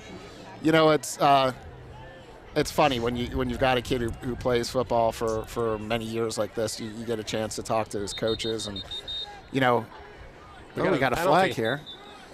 I don't know what the penalty is, though. I guess is it's against delay a Centennial. game. Yeah. Yep. That'll move him back 5. Yep. There's nothing wrong with that. I remember one of his coaches, Perry Gabuzzi, who's actually the dad of David Lopez from Brophy, the running back. Okay. He was Mason's youth coach, and Mason got called for a 15-yard kind of penalty just like that. And I yelled at him. I said, hey, you cost your teammates penalty in a tough spot.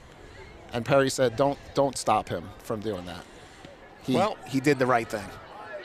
We got a fair catch. Yeah, fair catch by Deuce. So Pinnacle's going to have a 23-yard line. Quick shout out to Kathy Dudley in Iowa. Kathy, thanks for tuning in and watching the Pioneers. Got time for another couple. Did you get through all the sponsors? I got through all the sponsors, Todd, so we are all set here. We've got a shout out to Leanne King at Arizona Best Realty in the chat on the YouTube stream. Who's that? Leanne King, the mom of Cooper King and Jet King. She's one of our proud sponsors, and we got some kudos in the chat for her too. So Leanne, I'm sure you're going to be glad to hear that. All right, we've got trips on the right.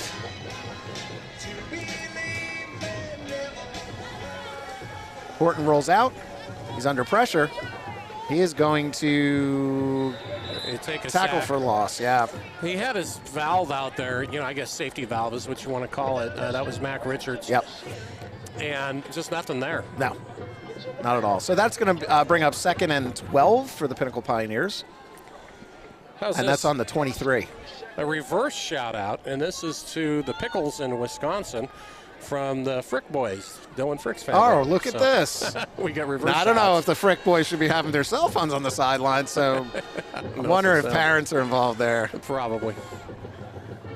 All right, that's a handoff to Rucker up the middle. He had some momentum, and then he hit a wall.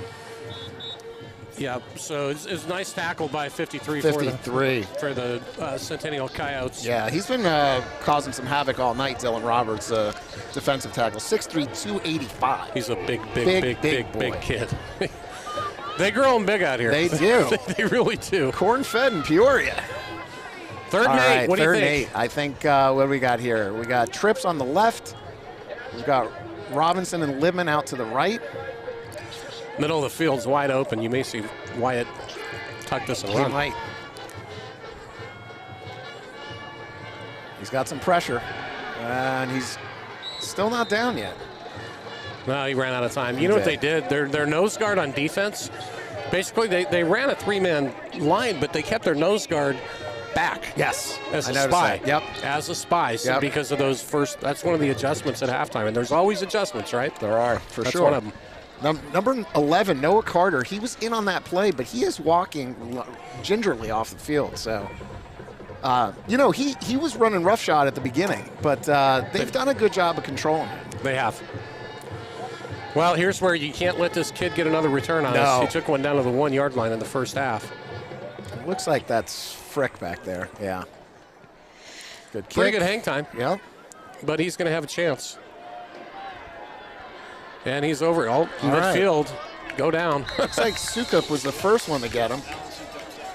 Yeah. Let's talk about that because the long snapper, number 87, Sukup, is .68 is the time he's been timed on those punt snaps, which is better than what the NFL average is. Yeah, it's amazing. So he's ranked number 1 in the nation is for a junior by the Coles kicking camp. Yep. And he showed off his speed there. Yeah, he did. That's a dangerous weapon to You're have not kidding. when you got a kid that can snap like that and he's the first one down the field. Yep. And he did a good job of breaking down and pursuing. Coaches love to see that. When they run full speed like that, if they don't break down, chop their steps, and try and make the tackle, they'll run right past the kid. So he did a great job there of pursuit. 4-man line for the Pioneers. Look out. They got the freshman in? They do. I do, yeah. And he's going to sling it. Throw, yep. Number 12, Andres Navarro. I think that's the first time we've called him tonight. It is. They've got some kids they brought. This time of year, the JV season's over, so they'll bring up kids sometimes. Yep. Get him some snaps. He's a senior, though, Navarro is. So that's a gain of 6, so it's 2nd and 4 on the Pinnacle 40 for the Coyotes. And 4-man front again. Number 2, So Kevon Clark. He's not going anywhere. Number 7, Juan Carlos Calamera, and number 6, Jadine Birthright coming in from the secondary. Textbook play. That was great. Here's what's interesting. So we're in a 4-man front. Okay, so we we're are in a 4-man front, and what that should help against the running game. It should. Now, I'm a little surprised at this spot because he tackled him about at the 43, and they brought the ball back to the 40. Boy, this is that what? So forward progress. Big down, though, 3rd and 4. And here he comes again, but he's going to catch the edge, if he catches the edge, and he did. Just barely. Just barely. Ashton Leckie got to him. But he's going to pick up the first down. They're waving the chains down. Clark's got some wheels. He does. He really, really does. I mean, is it? Yeah, so you see the sloppy conditions. And it's cold, 52, 53 degrees? Yeah, we're down. Well, it says 54, but maybe it's even colder. It feels colder. It feels colder. That wind is blowing for sure. All right, they've got number 24 now in the backfield.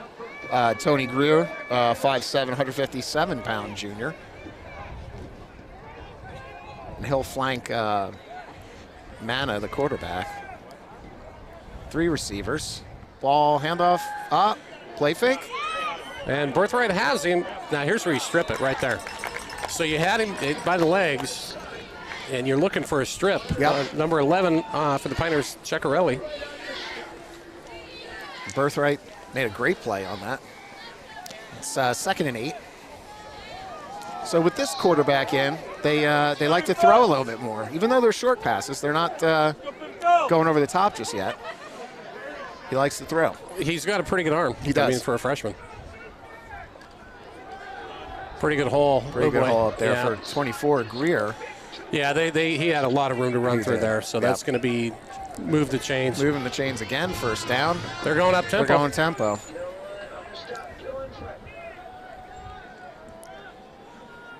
And another one. Wow, this time he's going to squirt through.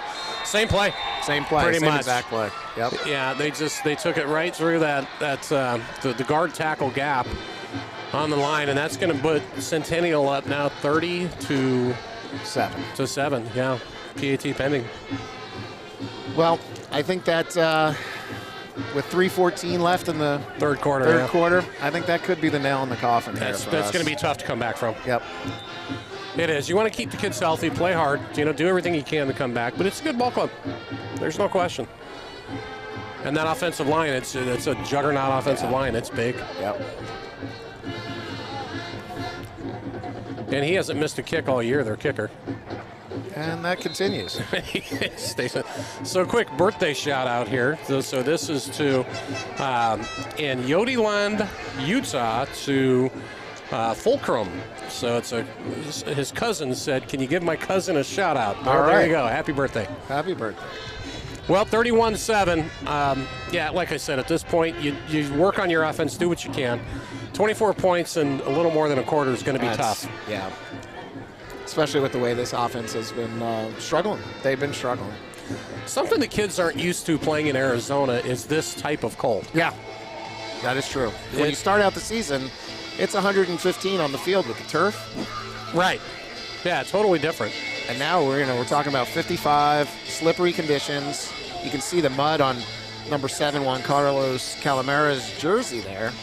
This much I'll tell you when it's cold, because playing in Colorado, I played a lot of cold weather football. And hits hurt a lot more when it's cold. Yeah. And I can't explain why, but there's got to be some physics to it somewhere. Yeah. But you feel it. You really do. I'm sure. Well, back deep, what do we got? We've got Birthright and Halverson. Still Birthright and Halverson. Yep. All right, boys. Turn one up, huh? Let's see if we can't get one going here. Love to see a score on this drive. Confidence, if nothing else, but make it kind of interesting. And I don't think you're going to see another onside kick, and I'm sure they talk about that at halftime with that front five, just for them to keep an eye on. You can see that they're now very close to the 50. They weren't on that kick. No, but they're going to squib it, and that's going to be fielded down the middle. Maybe. It is. Birthright finally picks it up, but he's not going to have much room to run. Yeah, he's going to be taken down. There was some miscommunication there between Birthright and Halverson in terms of who was going to go get that ball. Yeah. And they both kind of ran away from the ball. So Birthright went back, and by that time the coverage was on top of him. Okay, so the Pioneers back on offense. Should we switch caps again? We'll trade off every other series. That's fine with me. However you want to do it, Todd. Have some fun. We got 3:08 left in the third quarter. 31-7 Centennial. It's been, the very first quarter we were competitive, and then it just kind of got away from us. Yeah. Second quarter on, but we're going to have. Let's see, Twins to the left, and you've got Rucker in the backfield. Deuce Robinson's still on the sidelines. So I wonder if he got dinged up a little bit, and they're just going to be careful with him. Going to be a handoff up the middle. Rucker shakes off the first couple of tacklers and gets back to the line of scrimmage. Yeah. Now Deuce is checking in. So on 2nd and 10, Robinson checks in, and Sukup checks out.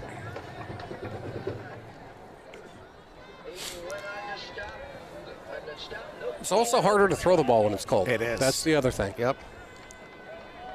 Pure spread look, Wyatt Horton. See what Wyatt's going to do here. They're only going to rush 3. And Wyatt hits Deuce on the check down. Deuce has got it over into first down yardage, still on his feet. Kid is just a horse. He really is. I think there were 4 tacklers there. 4 guys on him, and he's still getting forward progress. Yeah. That moves the chains. The big kid. Commands a lot of respect out there. He really does. Yeah. But fresh set of downs for Pinnacle. Now 1st and 10 from the 25. We haven't taken a lot of deep shots. And part of that's because of the way those safeties are playing us. I mean, they're trying to take that out of our arsenal. Bit of a high snap but handled, and Jacoby Rucker is going to get dropped for about a 2-yard loss. That was number 11 again. And kid's a player. That's Carter. Yep.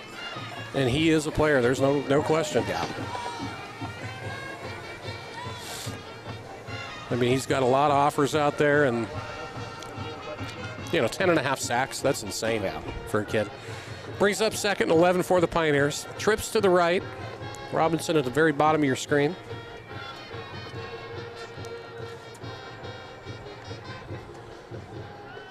And they're looking that way. Miles Lidman, a little bit behind Miles. Pretty good coverage. Knocked away. It's going to bring up a 3rd and 11 for Pinnacle. Well, at this point, if it stays, we're heading into the 6A playoffs, and we'll be playing next week too. Yeah, not heading in, limping in. We're on a. Well, this is the toughest part of our schedule. Yeah. Take away Liberty. Okay, that was game number 2, but you knew when this season started, when you finished with Highland, Saguaro, and Centennial. I mean, that's a tough task. Yeah. 3rd and 11. Centennials, looks like they're going to bring some pressure. They got 5 on the line, 6 on the line. And here they come. Gets rid of it quickly, and that ball is... He held on to it. He held on to it. First down yardage for Wyatt Horton. Miles Libman. Miles Libman, thank you. From Wyatt Horton. From Wyatt Horton. Good. That was a nice catch by Miles. It was. And good protection. Yeah, you got good protection. Yeah, the O-line's still battling. I don't know if Centennial's starting to shuffle in some new kids or if they still got their starters out there. Still in the 3rd quarter. A minute. For the most part, it looks like their starters are in. Yeah, a minute and counting left in the 3rd quarter. Another high snap. They're going to give it up the middle. And Rutgers got a little bit of room. 45-50 down to the 43-yard line, 42-yard line of Centennial. I got to imagine Jacoby knows a bunch of the kids on that side of the ball. Yeah, there's no question he does. And he looks forward to running them over. Well, that's no different than last week when you had Dampier. Dampier, he knows all the Pinnacle kids too. Yep. So one more play we'll get off here in the 3rd quarter, and it's going to be another Jacoby run up the middle. Keeps his feet moving, still on his feet. Look out, folks. All the way down to the 25-yard line. Tremendous run from Jacoby Rucker. Really was. There's the Trucker-Rucker part right there. That is the Trucker-Rucker part. We've got 26 seconds and running. Oh, they may get one more in. They may get one more snap here, but they don't appear to be in a hurry. O'Rourke checking into the ball game, number 27. And if they don't get this off soon, the clock's going to run out on them. Let's say 10. 10, 9, I think they may. 7, 6, 5, 4. No, they're not going to get it. They're not going to get this off. So that's going to bring us to the end of the 3rd quarter. And Centennial up 31-7 over Pinnacle heading into the 4th quarter. See, from my standpoint, Todd, and we talked about this earlier, that's a clock management issue. Like, you had the chance to get a snap off with about 3 seconds left and score on essentially an untimed down, right? Because the clock has run out. Right. If you could have thrown the ball up, try and get a score in there, now you got to run that play, and you're going to run clock away from the 4th quarter. Well, there's a lot to work on heading into next week. And here's what I think is going to happen. The 3 teams that we lost to, or if we lose tonight, the 3 teams that we lost to are all going to be in the open playoffs. Because I think Highland wins tonight or tomorrow, and if they do, then they're going to get in. Yeah, right? It'll be Highland, it'll be Saguaro, and it'll be Liberty. Well, actually, it's so all 4. Yeah. So if that happens, all 4 of our losses are teams that are going to be competing for the Open Championship.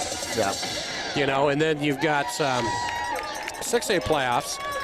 Don't sleep on Brophy in that 6A playoffs. No, because Brophy's right now, I think they were 10th. If I saw like a they're a much better team. They're a much better team than their record is. Chaparral is a much better team. Yeah, they are. It's just that we all beat up on each other because we have such a tough division. Yeah. I mean, it's extremely tough. Yep. And, depending on if O'Connor, they may get into the Open too. Yeah. Castile. Yep. So there's going to be a couple of good ones. And Pinnacle, if we end up in the 6A playoffs, you'd have to circle us and maybe 1 or 2 others as the favorites. I would think so. To win the 6A title. Yeah, O'Connor played Centennial tough. They did. It was close. So they've got a good ball club this year, and they may get into the Open if they beat Mountain Ridge. So Horton's to throw. Back at his 35, plenty of time. He's going to scramble to his right, looking for some time. And he finally unloads it. He's going deep, throws it up, and it's caught by Mac Richards, unless they're going to say. They said he's out of bounds. Well, at least that was the initial indication. What's going on here, guys? All right, now they're waving it. They're saying that's a catch. They did say it was a catch. And they should. Right. He made a tremendous play. He did. Wyatt pretty much threw that up. He did. It was one-on-one, and a great job by Richards to make that adjustment. And the Pioneers are in business. 1st and goal at the 1, isn't it? Yeah, the 1 yard line. At the 1 yard line. All right, score here. You make it interesting.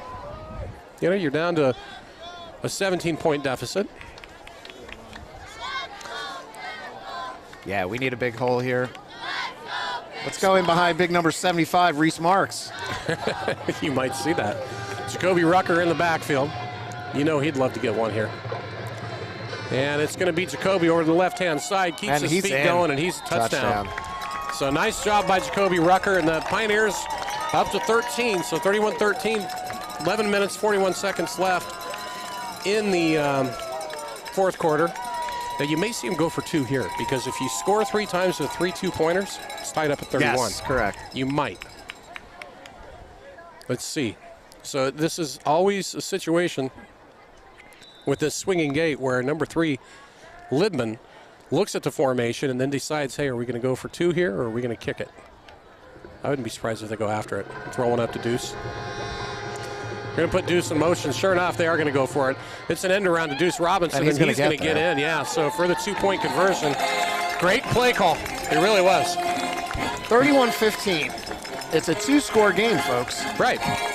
Let's see what happens. Now you're calling on your defense to really buckle down. Let's see what Centennial comes out with. Do we dare go for an onside, sir? Oh, I wouldn't. No, I think it's a little too early for that, honestly. Oh, I think I you would kick agree. one deep. Let's see if the defense can hold. And, if you kick it deep and Centennial scores, then your defense wasn't going to be able to hold them even if you did an onside kick. Right. So let's see if they kick it deep. My guess is they're going to. The clock becomes an issue now, though. What you don't want is for them to have a drive that is sustained. Yes, that is absolutely true. If you're going to kick deep, you got to go with a 3 and out. Yep. Oh, we got a shout out to Juan Carlos Calamera from his aunt and uncle. We got a shout out to Todd Dixon from Vince Atwell. Oh, Vince. Oh, yeah. Love Vince. He is the grandfather of Drew Dixon, a great former Pioneer. Oh, okay. Yeah, Drew played back in the 2014-15 days, linebacker, running back. Awesome. I went to Baylor. He played at Baylor, actually. Wow. And we do go onside. Onside, and I thought that might be coming. I did. I thought that might be coming. I'm not a coach. I just play one on TV, but I think it's too early for that, honestly. Which coach do you play? Coach from the TV there show you Coach. Go. There you go. You're going back in Actually, time I'm more a like bit. Dauber. Boy, you're going into the playbook here. am. Well, hey, you brought up the 80s Wendy's reference, so I had to dig deep for that one. Yeah, but I miscalled it. I said Arby's. Yeah, well, we all make mistakes. What are you going to do? Here's a fun fact for you, Todd Dixon. Sure. Dauber, the gentleman who played Dauber, do you know what he's most known for? I do not. He is the voice of Patrick Star on SpongeBob SquarePants. Really? Yes. Okay. All right. So you'll never watch that cartoon again. First and 10 Centennial, and their freshman still in the ballgame. He's got some wheels and a hole. Look out, and he sits down in bounds. Smart play by the running back not to go out of bounds. They know it's a clock issue at this point, and that's Clark. That is Clark. Well, we knew trying to stop him was going to be the biggest key to this ballgame on defense, and he's shown why he's such a dangerous back. He really has. He's going to go off the field. It was a weird sort of slide he did. He just seems sat to be down. Okay. Yeah, he just sat down. Yeah. So 11 minutes, 15 seconds and counting in the ball game. Yeah, they Pinnacle do have down. the freshman in at quarterback. Yeah, 31-15. That freshman for Centennial. Let me get the right stats here. That's Mana, M-A-N-N-A. False start. That helps. Again, if you can get a stop here and get down and score, you make it interesting. I mean, it's a tall task. Yeah. You got to hold them for the rest of the game, get 2 touchdowns, and 2 two-point conversions. It's a tall task. Yeah. But stranger things have happened. That is for sure. So Mana in the shotgun. He's got trip receivers up to the top of your screen. Doesn't look like a team is trying to run the clock out, does it? And play action. They're going to throw. We fell down, Wow. so it's complete. Still on his feet. And half the defense is in on the tackle. Yeah, that was that number 11, Carl? Noah Carter. Oh, yeah. He plays offense. Too. He does, yeah. Halverson on the tackle. So Halverson again.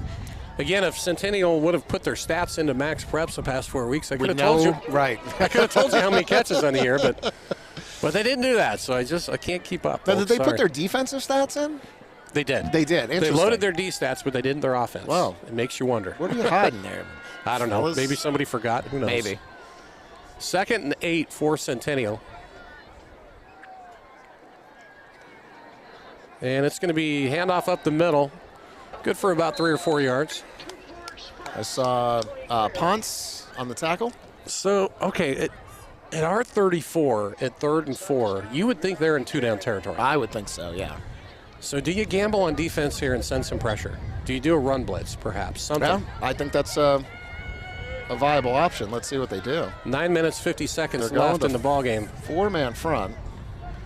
Yeah, we have a 4-man front, so there's 7 in the box, basically. We might be going man coverage on this. And it is Clark up the middle. We did exactly that. I don't think you got it. They're going to give him forward progress, but not all the way there. You're right. So only a 1-yard gain. It's going to leave 4th and 3. Tremendous job coming up there. Was that Halverson, number 12? It was Halverson, and I believe Mason Lisk might have been on it as well. Mason did the ankle biting, and Halverson came up. I think so. Get him high, get him low. There you go. That's exactly how you do it. So huge down for the Pioneer defense. 4th and 2 for Centennial. Now, here's the coach hat. Don't jump, because they might go on 2 here. Yes, they might. That's the biggest thing on 4th and short. Never jump. Got to be patient. I don't know where the play clock is in the stadium. They must be doing it on the field. That's a great question. Call timeout. Timeout Centennial. So don't go anywhere. There's still some opportunities here. There really is. Yeah, I'm still looking around, Todd. I don't see a play clock here anywhere. I think it's always been that way, though. I'll tell you, my favorite memory of coaching the year I did was when our JV team came here and we beat them. And I remember those kids before the game, the defensive backs, telling them, get ready for snot bubbles. Because when you come out and play on this field, it's going to be the most physical game you've probably had all year long. And it was. It was an absolute bloodbath. In a good way. So, but that was my favorite memory of coaching that year was actually a JV memory and coming out and beating Centennial. It was fun. That's great. Kids were so fired up. But I think it's the first time they'd beaten them. Wow. At any level at that time. So they were pretty fired up over it. Huge 4th and 3, folks, from the 30, we'll call it the 31-yard line. First downs, it's 28. And the freshman QB Manna for Centennial is going to have twins to his right. Jeez, who's going to get the ball here? And it's going to be a play action. Play action. He's looking to throw. He's got an open receiver. Wow. First down yardage. Now, I'll tell you, they missed a holding call again up the middle. And there's a flag. It's going to be a personal foul on Janine Birthright. Yep. And if you had designs on coming back, that's going to make it really hard. That's tough. It was a good play call. Give them credit. The whole stadium was expecting run, and they did a nice little play-action boot. Yeah, there was definitely some holding going on their offensive line as the quarterback rolled out and didn't go called. Well, it's going to create a 1st and goal for Centennial. The good news is it's at the 9. If you're going to have 1st and goal, from the 9 or 10 is where you want to be. That's true. But the clock. Yeah, the clock now. 8 minutes, 50 seconds. It's stopped currently. And it's going to be handoff up the middle to Clark, who is going to get held up at about the 5. Yeah. So a gain of maybe 4. Yep. Wonder if the folks at home can hear us shivering. They might be able to, yeah. Teeth chattering, shivering. It's cold, man. People are like, you live in Arizona. Come I'm not on. Even believing this watch. Still says it's 54. I think we're in the 40s, man. I really do, at least up here. So 2nd and goal from the 4. And it's going to be Clark again up the middle. They string him out, but he breaks free again. Dives for the end zone, and we held him short. It was a good effort by Clark, but it's going to be 3rd and a short 1 for Centennial. And if they score here, it's probably over. It's probably over.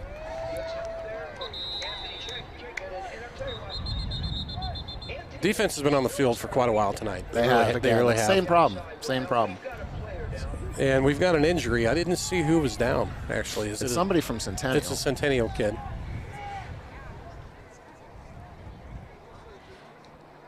Well, I'll be curious to see. Saturday is always an interesting day because that's when the it is Kavon Clark. So Clark, okay.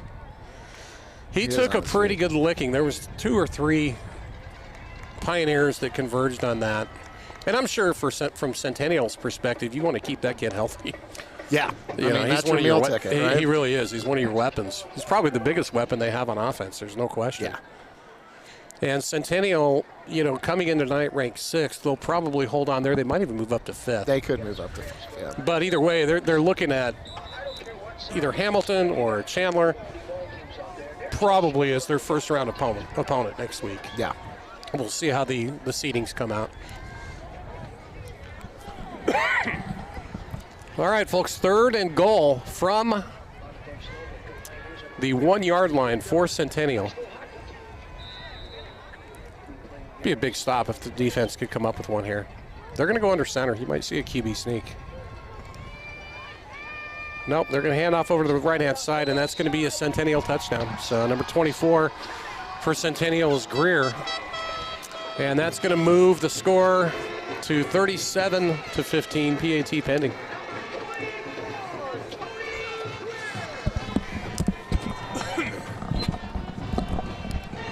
Well, Matt, what do we call here?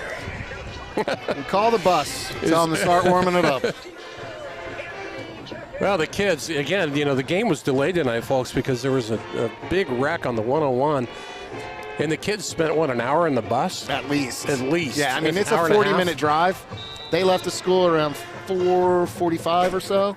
They didn't get on the field until 7:15, so they got stuck pretty bad. See if we can block one. Have we blocked the PAT this year? We've come close. I believe we have, actually. Boy, yeah. We've come close. We have come close. And that's, again, Birthright again. Off the edge. Yeah, he just misses. Boy, he's so close to getting that. Yeah. So with 8 minutes and 9 seconds left, it's now a pretty lopsided ball game at 38-15. This is a lock in. We got some more shout-outs there. No, it looks like Hamilton, we got a score update. Hamilton won 19-17. So they beat on a last-second field goal. So they beat Chandler. Okay, they beat Chandler. Yeah. Well, that's going to be interesting. That'll drop, unofficial. That'll drop Chandler down to probably the 5 seed, and Centennial. You know who may not want to know that is this team on the field here, right? Well, listen. Coming into tonight, the way I looked at this was, you want to get the W.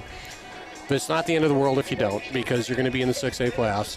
And if by making the Open, you're one of the best 8 teams in the state. Yep. And I think the Pioneers are right there. They're somewhere between, if you had to look at it, right where they're ranked. They were ranked 8th coming in. Yep. They're now going to probably be the 2 or 3 seed. I would imagine. Would be my guess. Because you got Corona del Sol, you've got Castile, and you got Pinnacle. And they were all on the bubble. Yeah, and they play each other tonight, or tomorrow night. Castile and Corona does. Oh, do they? They do. They play each other. So the winner gets in, most likely. And then the loser goes to the 6A. Yeah. So, and either one of those teams will be a tough 6A opponent for whoever they play, for sure. It's unfortunate, though. We were at 4. We were right there. But so that's going to get away from us. Halverson's going to pick it up and just fall on it down at the 5 or 6 yard line. Well, special teams has been a big challenge for us tonight. It hasn't been the best night for it, for sure. That's the second muffed kickoff, essentially. Well, the kids are going to have a lot to work on. Yeah. We went through a tough 3-game stretch. Yep. So they're going to have a lot to work on after that. Highland, Saguaro, and then these guys. I mean, those are 3 tough teams. Again, I think they're all 3. Going to be in the Open playoffs. Highland may not. It depends on how they do tomorrow. They play Chaparral, and Chaparral's got enough weapons to where they could pull off that upset. Yeah, and I thought Highland was probably the weakest of the 3, and they still put a whooping on us. So, well, we had 6 turnovers. You just can't do that. Yeah. Horton to throw, and that's going to be picked off. Pick 6 and that's going to be a touchdown. So Centennial, that is, let's see. Campono, I believe, number 5. Cami Pono. Ball. And that's his 5th interception on the year. So, they had 17 picks coming in, and he was one of their ball hawks. And that's going to make it look a lot more lopsided than really the game was. I mean, we were just within 2 scores about a minute ago. Yeah. So. Yeah. And to score twice like that, that's going to open up the floodgates a little bit. And you want to stay healthy for next week. Playoffs are coming, so you might see some substitutions going in for both sides. You know that we're at that point in the game now with 30-point deficit and only 7 minutes and 57 seconds left. You may see that happen on Centennial's defense. They'll probably start subbing some kids in, I would assume. I would think so. And we may do the same on offense, too. Yep. Castile beat Corona. Was it the I score figured that we're was getting? coming. 31-14. Who's that, Castile? Yeah. So they're going to have an argument for the Open. Yeah, they will. They're going to be bubble. They're either the top seed in 6A or they're probably the 8th seed. Right. Just depending. That's what I had it forecasted down is for them and Highland both to get in. If that's the case, then Castile, if they don't make the Open, they're the 1 seed. I would imagine we'd be Correct. the 2, and probably Corona would be 3. But Corona dropping. Corona was in the top, what were they ranked, 6th or 7th, I want to say? They were. I think did they drop out in the most recent ranking? I thought they did. No, they were still there. Oh, they were still there? But after losing, so I didn't know they played tonight, though. I didn't know that either, yeah. Interesting. Well, this whole Thursday night thing has been disruptive, I would say. Well, you get into a rhythm on Friday night games, and, you know. They do that because of a shortage of officials. Yeah, I know, shortage of, yeah. Which yeah. is sad. Well, and, you know, I would say the officials haven't been fantastic tonight either. They've missed a lot of stuff out there. It's tough. It is, you know. We don't have instant replay at this level. No, we do not. Although they've got a fancy scoreboard here. They do. So we're going to have a shot at this. 15-20, up to the 25, and taken down. Is that Birthright? Yeah. Looks like it is. So It Janine is. Birthright is going to have it. So the Pioneers will have 1st and 10 from their own. Where are you going to spot this, guys? 24-yard line, I believe. Yeah, about that. Now, this is an interesting call. I thought we would have seen Ethan Wall here. It looks like they're going to come back out. We still got our starting with offense Horton. out there, yeah. So the starting offense is still on the, and I'm sure we want to get a rhythm, get some things going. You know, you're 5 scores down, so you need score, onside, score, onside. Yeah. We're going to go shotgun to start.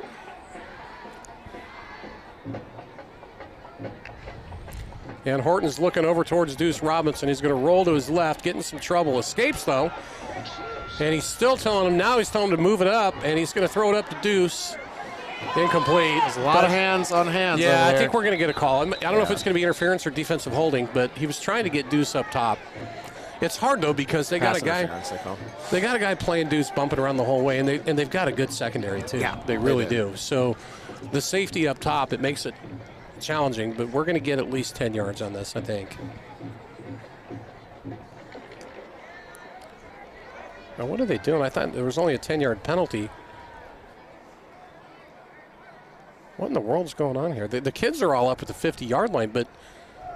Yeah, they're thinking it's a spot of the foul. Which Yeah, is not. no. The entire offense is I mean, guys, you guys have been playing this game for 4 years at the high school level. You should know it's not a spot of the foul. The entire offense lined up going, where's the ball? Yeah. That's pretty funny. I mean, they got cold on the brain now. Well, I'm sure they're freezing. Yeah. So fresh set of downs for the Pioneers. It's going to be a handoff. Here comes Mason O'Rourke. Makes a nice move. That's a nice And pick gets up, into Centennial territory. So he's down at the 48-yard line. You know, the thing about Pinnacle here is they've got a pretty senior-heavy roster. So they want to start taking a look at some of these juniors that are going to be around next year. So obviously Wyatt as a sophomore is going to be here. Mason O'Rourke will be back for his senior year. I believe a couple of the guys on the offensive line may be coming back next year. But they're going to have a whole new set of skill guys. Yeah. Colson Aarons, Deuce Robinson. Well, they're wide receivers. They've got so much talent. And under pressure, gets rid of it, though. Oh. Can't hold on. And that's where that cold comes into play a little bit. Trying to catch a ball like that. Yep. It's a little bit more difficult. Is it 3 of the 5 linemen are juniors? So they'll have a good core on the line. Right. But their skill players is where they're going to take a big hit. Well, you reload every year, right? Yep. So Deuce is going to be split all the way to the top of your screen along with Libman. 2nd and 10 for Pinnacle offense. 7 minutes left in the game. Down 45-15 though. That's a tough hill to climb. And Wyatt's going to tuck it and try to get some yardage. She's going to get maybe back to the line of scrimmage, yeah. Maybe a half-yard gain. Number 55 on the Centennial side, a little business after the play. Eli trying to get him a flag, but the refs will not listen. So Hamilton beat Chandler. That's the word on the chat. Interesting.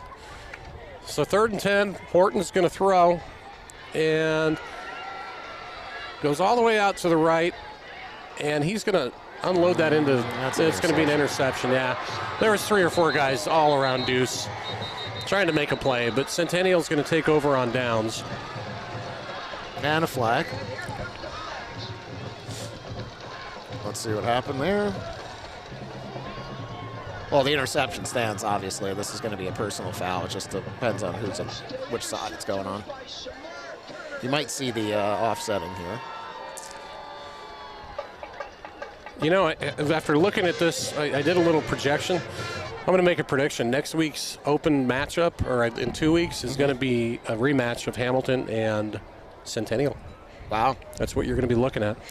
Because Chandler's going to drop, Bash is going to move up to 2, and I think Hamilton's going to hopscotch all the way from 5 to number 3. Wow. Maybe. Chandler may hold on to that 3 spot. And if they do, Centennial's probably going to be your 6th seed. So it's either going to be Centennial or Hamilton, one of the 2. Well, now all the backups are in for Pinnacle. So this is their 2nd string defense, for sure. Yeah, and that's smart. I mean, you're not going to come back and win. No. And you want playoffs are right around the corner, so you want to have your kids healthy for playoffs. Yeah. You could make a deep push in the 6A playoffs and maybe come home with a gold ball. Maybe. You know, I like our chances as much as anybody in the 6A playoffs. I really do. In fact, we're one of the favorites. We've got to be. Yeah, I would imagine. So we'll try and get all the names of the kids that are in the game now. Run up the middle only for about 2. 42, Jackson Steiner, 5'11", 200-pound linebacker, junior on the tackle. You got Lanice in at the defensive back corner, number 30. Looks like we've got Taidi in there. Hacker, number 28. Yep, Yeah, Hacker, so. number 20 at safety. Number 60 is Caden Paulson, 6'1", 240-pound senior defensive lineman. Centennial with a 2nd and 6. See what they do here. Run up the middle. That's kind of 42 again on the tackle. You call a Centennial game, you can almost guarantee 1 out of every 3 plays is a run up the middle. Yep. Jacob Kozak is out there, 5'11", 185-pound junior linebacker. 48 is Peter Carpenter, 5'9", 145-pound junior. Number 14 is Sam Smith, the 5'9", 170-pound junior defensive back. That's good. Getting some time. Yeah. First I noticed backup quarterback Ethan Wall was throwing the ball on the sideline. My guess is he comes in next series. Yep, I would think so. Run up the middle again, number 24 for the Pioneer, or for Centennial. Number 28 on the tackle, Taidi. He's a good player. Senior. And we've got number 66 joining the fun, Ryan Yoder, 6 foot, 200-pound senior defensive lineman. So 2nd and 4 for Centennial.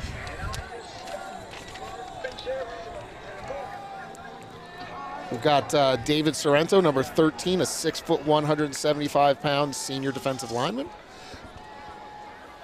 They still have their freshman in at QB, don't they? They do, yep. That's Manna. And it's going to be a handoff right up the middle. Good hit. 28, Taidi, and number 66, Ryan Yoder. Right into the game, makes the tackle.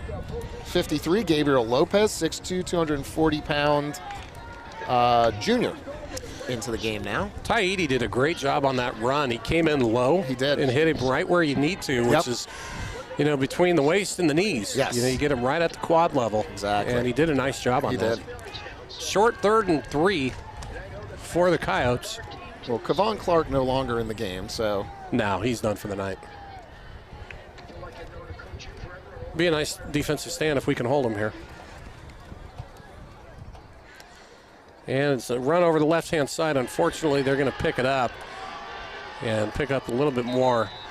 It's, when you face those big lines like this, it gets tough in the fourth quarter. Yeah, that was number 12. Andres Navarro on the carry. With 3 minutes and 7 seconds and counting, and the ball game at 45-15.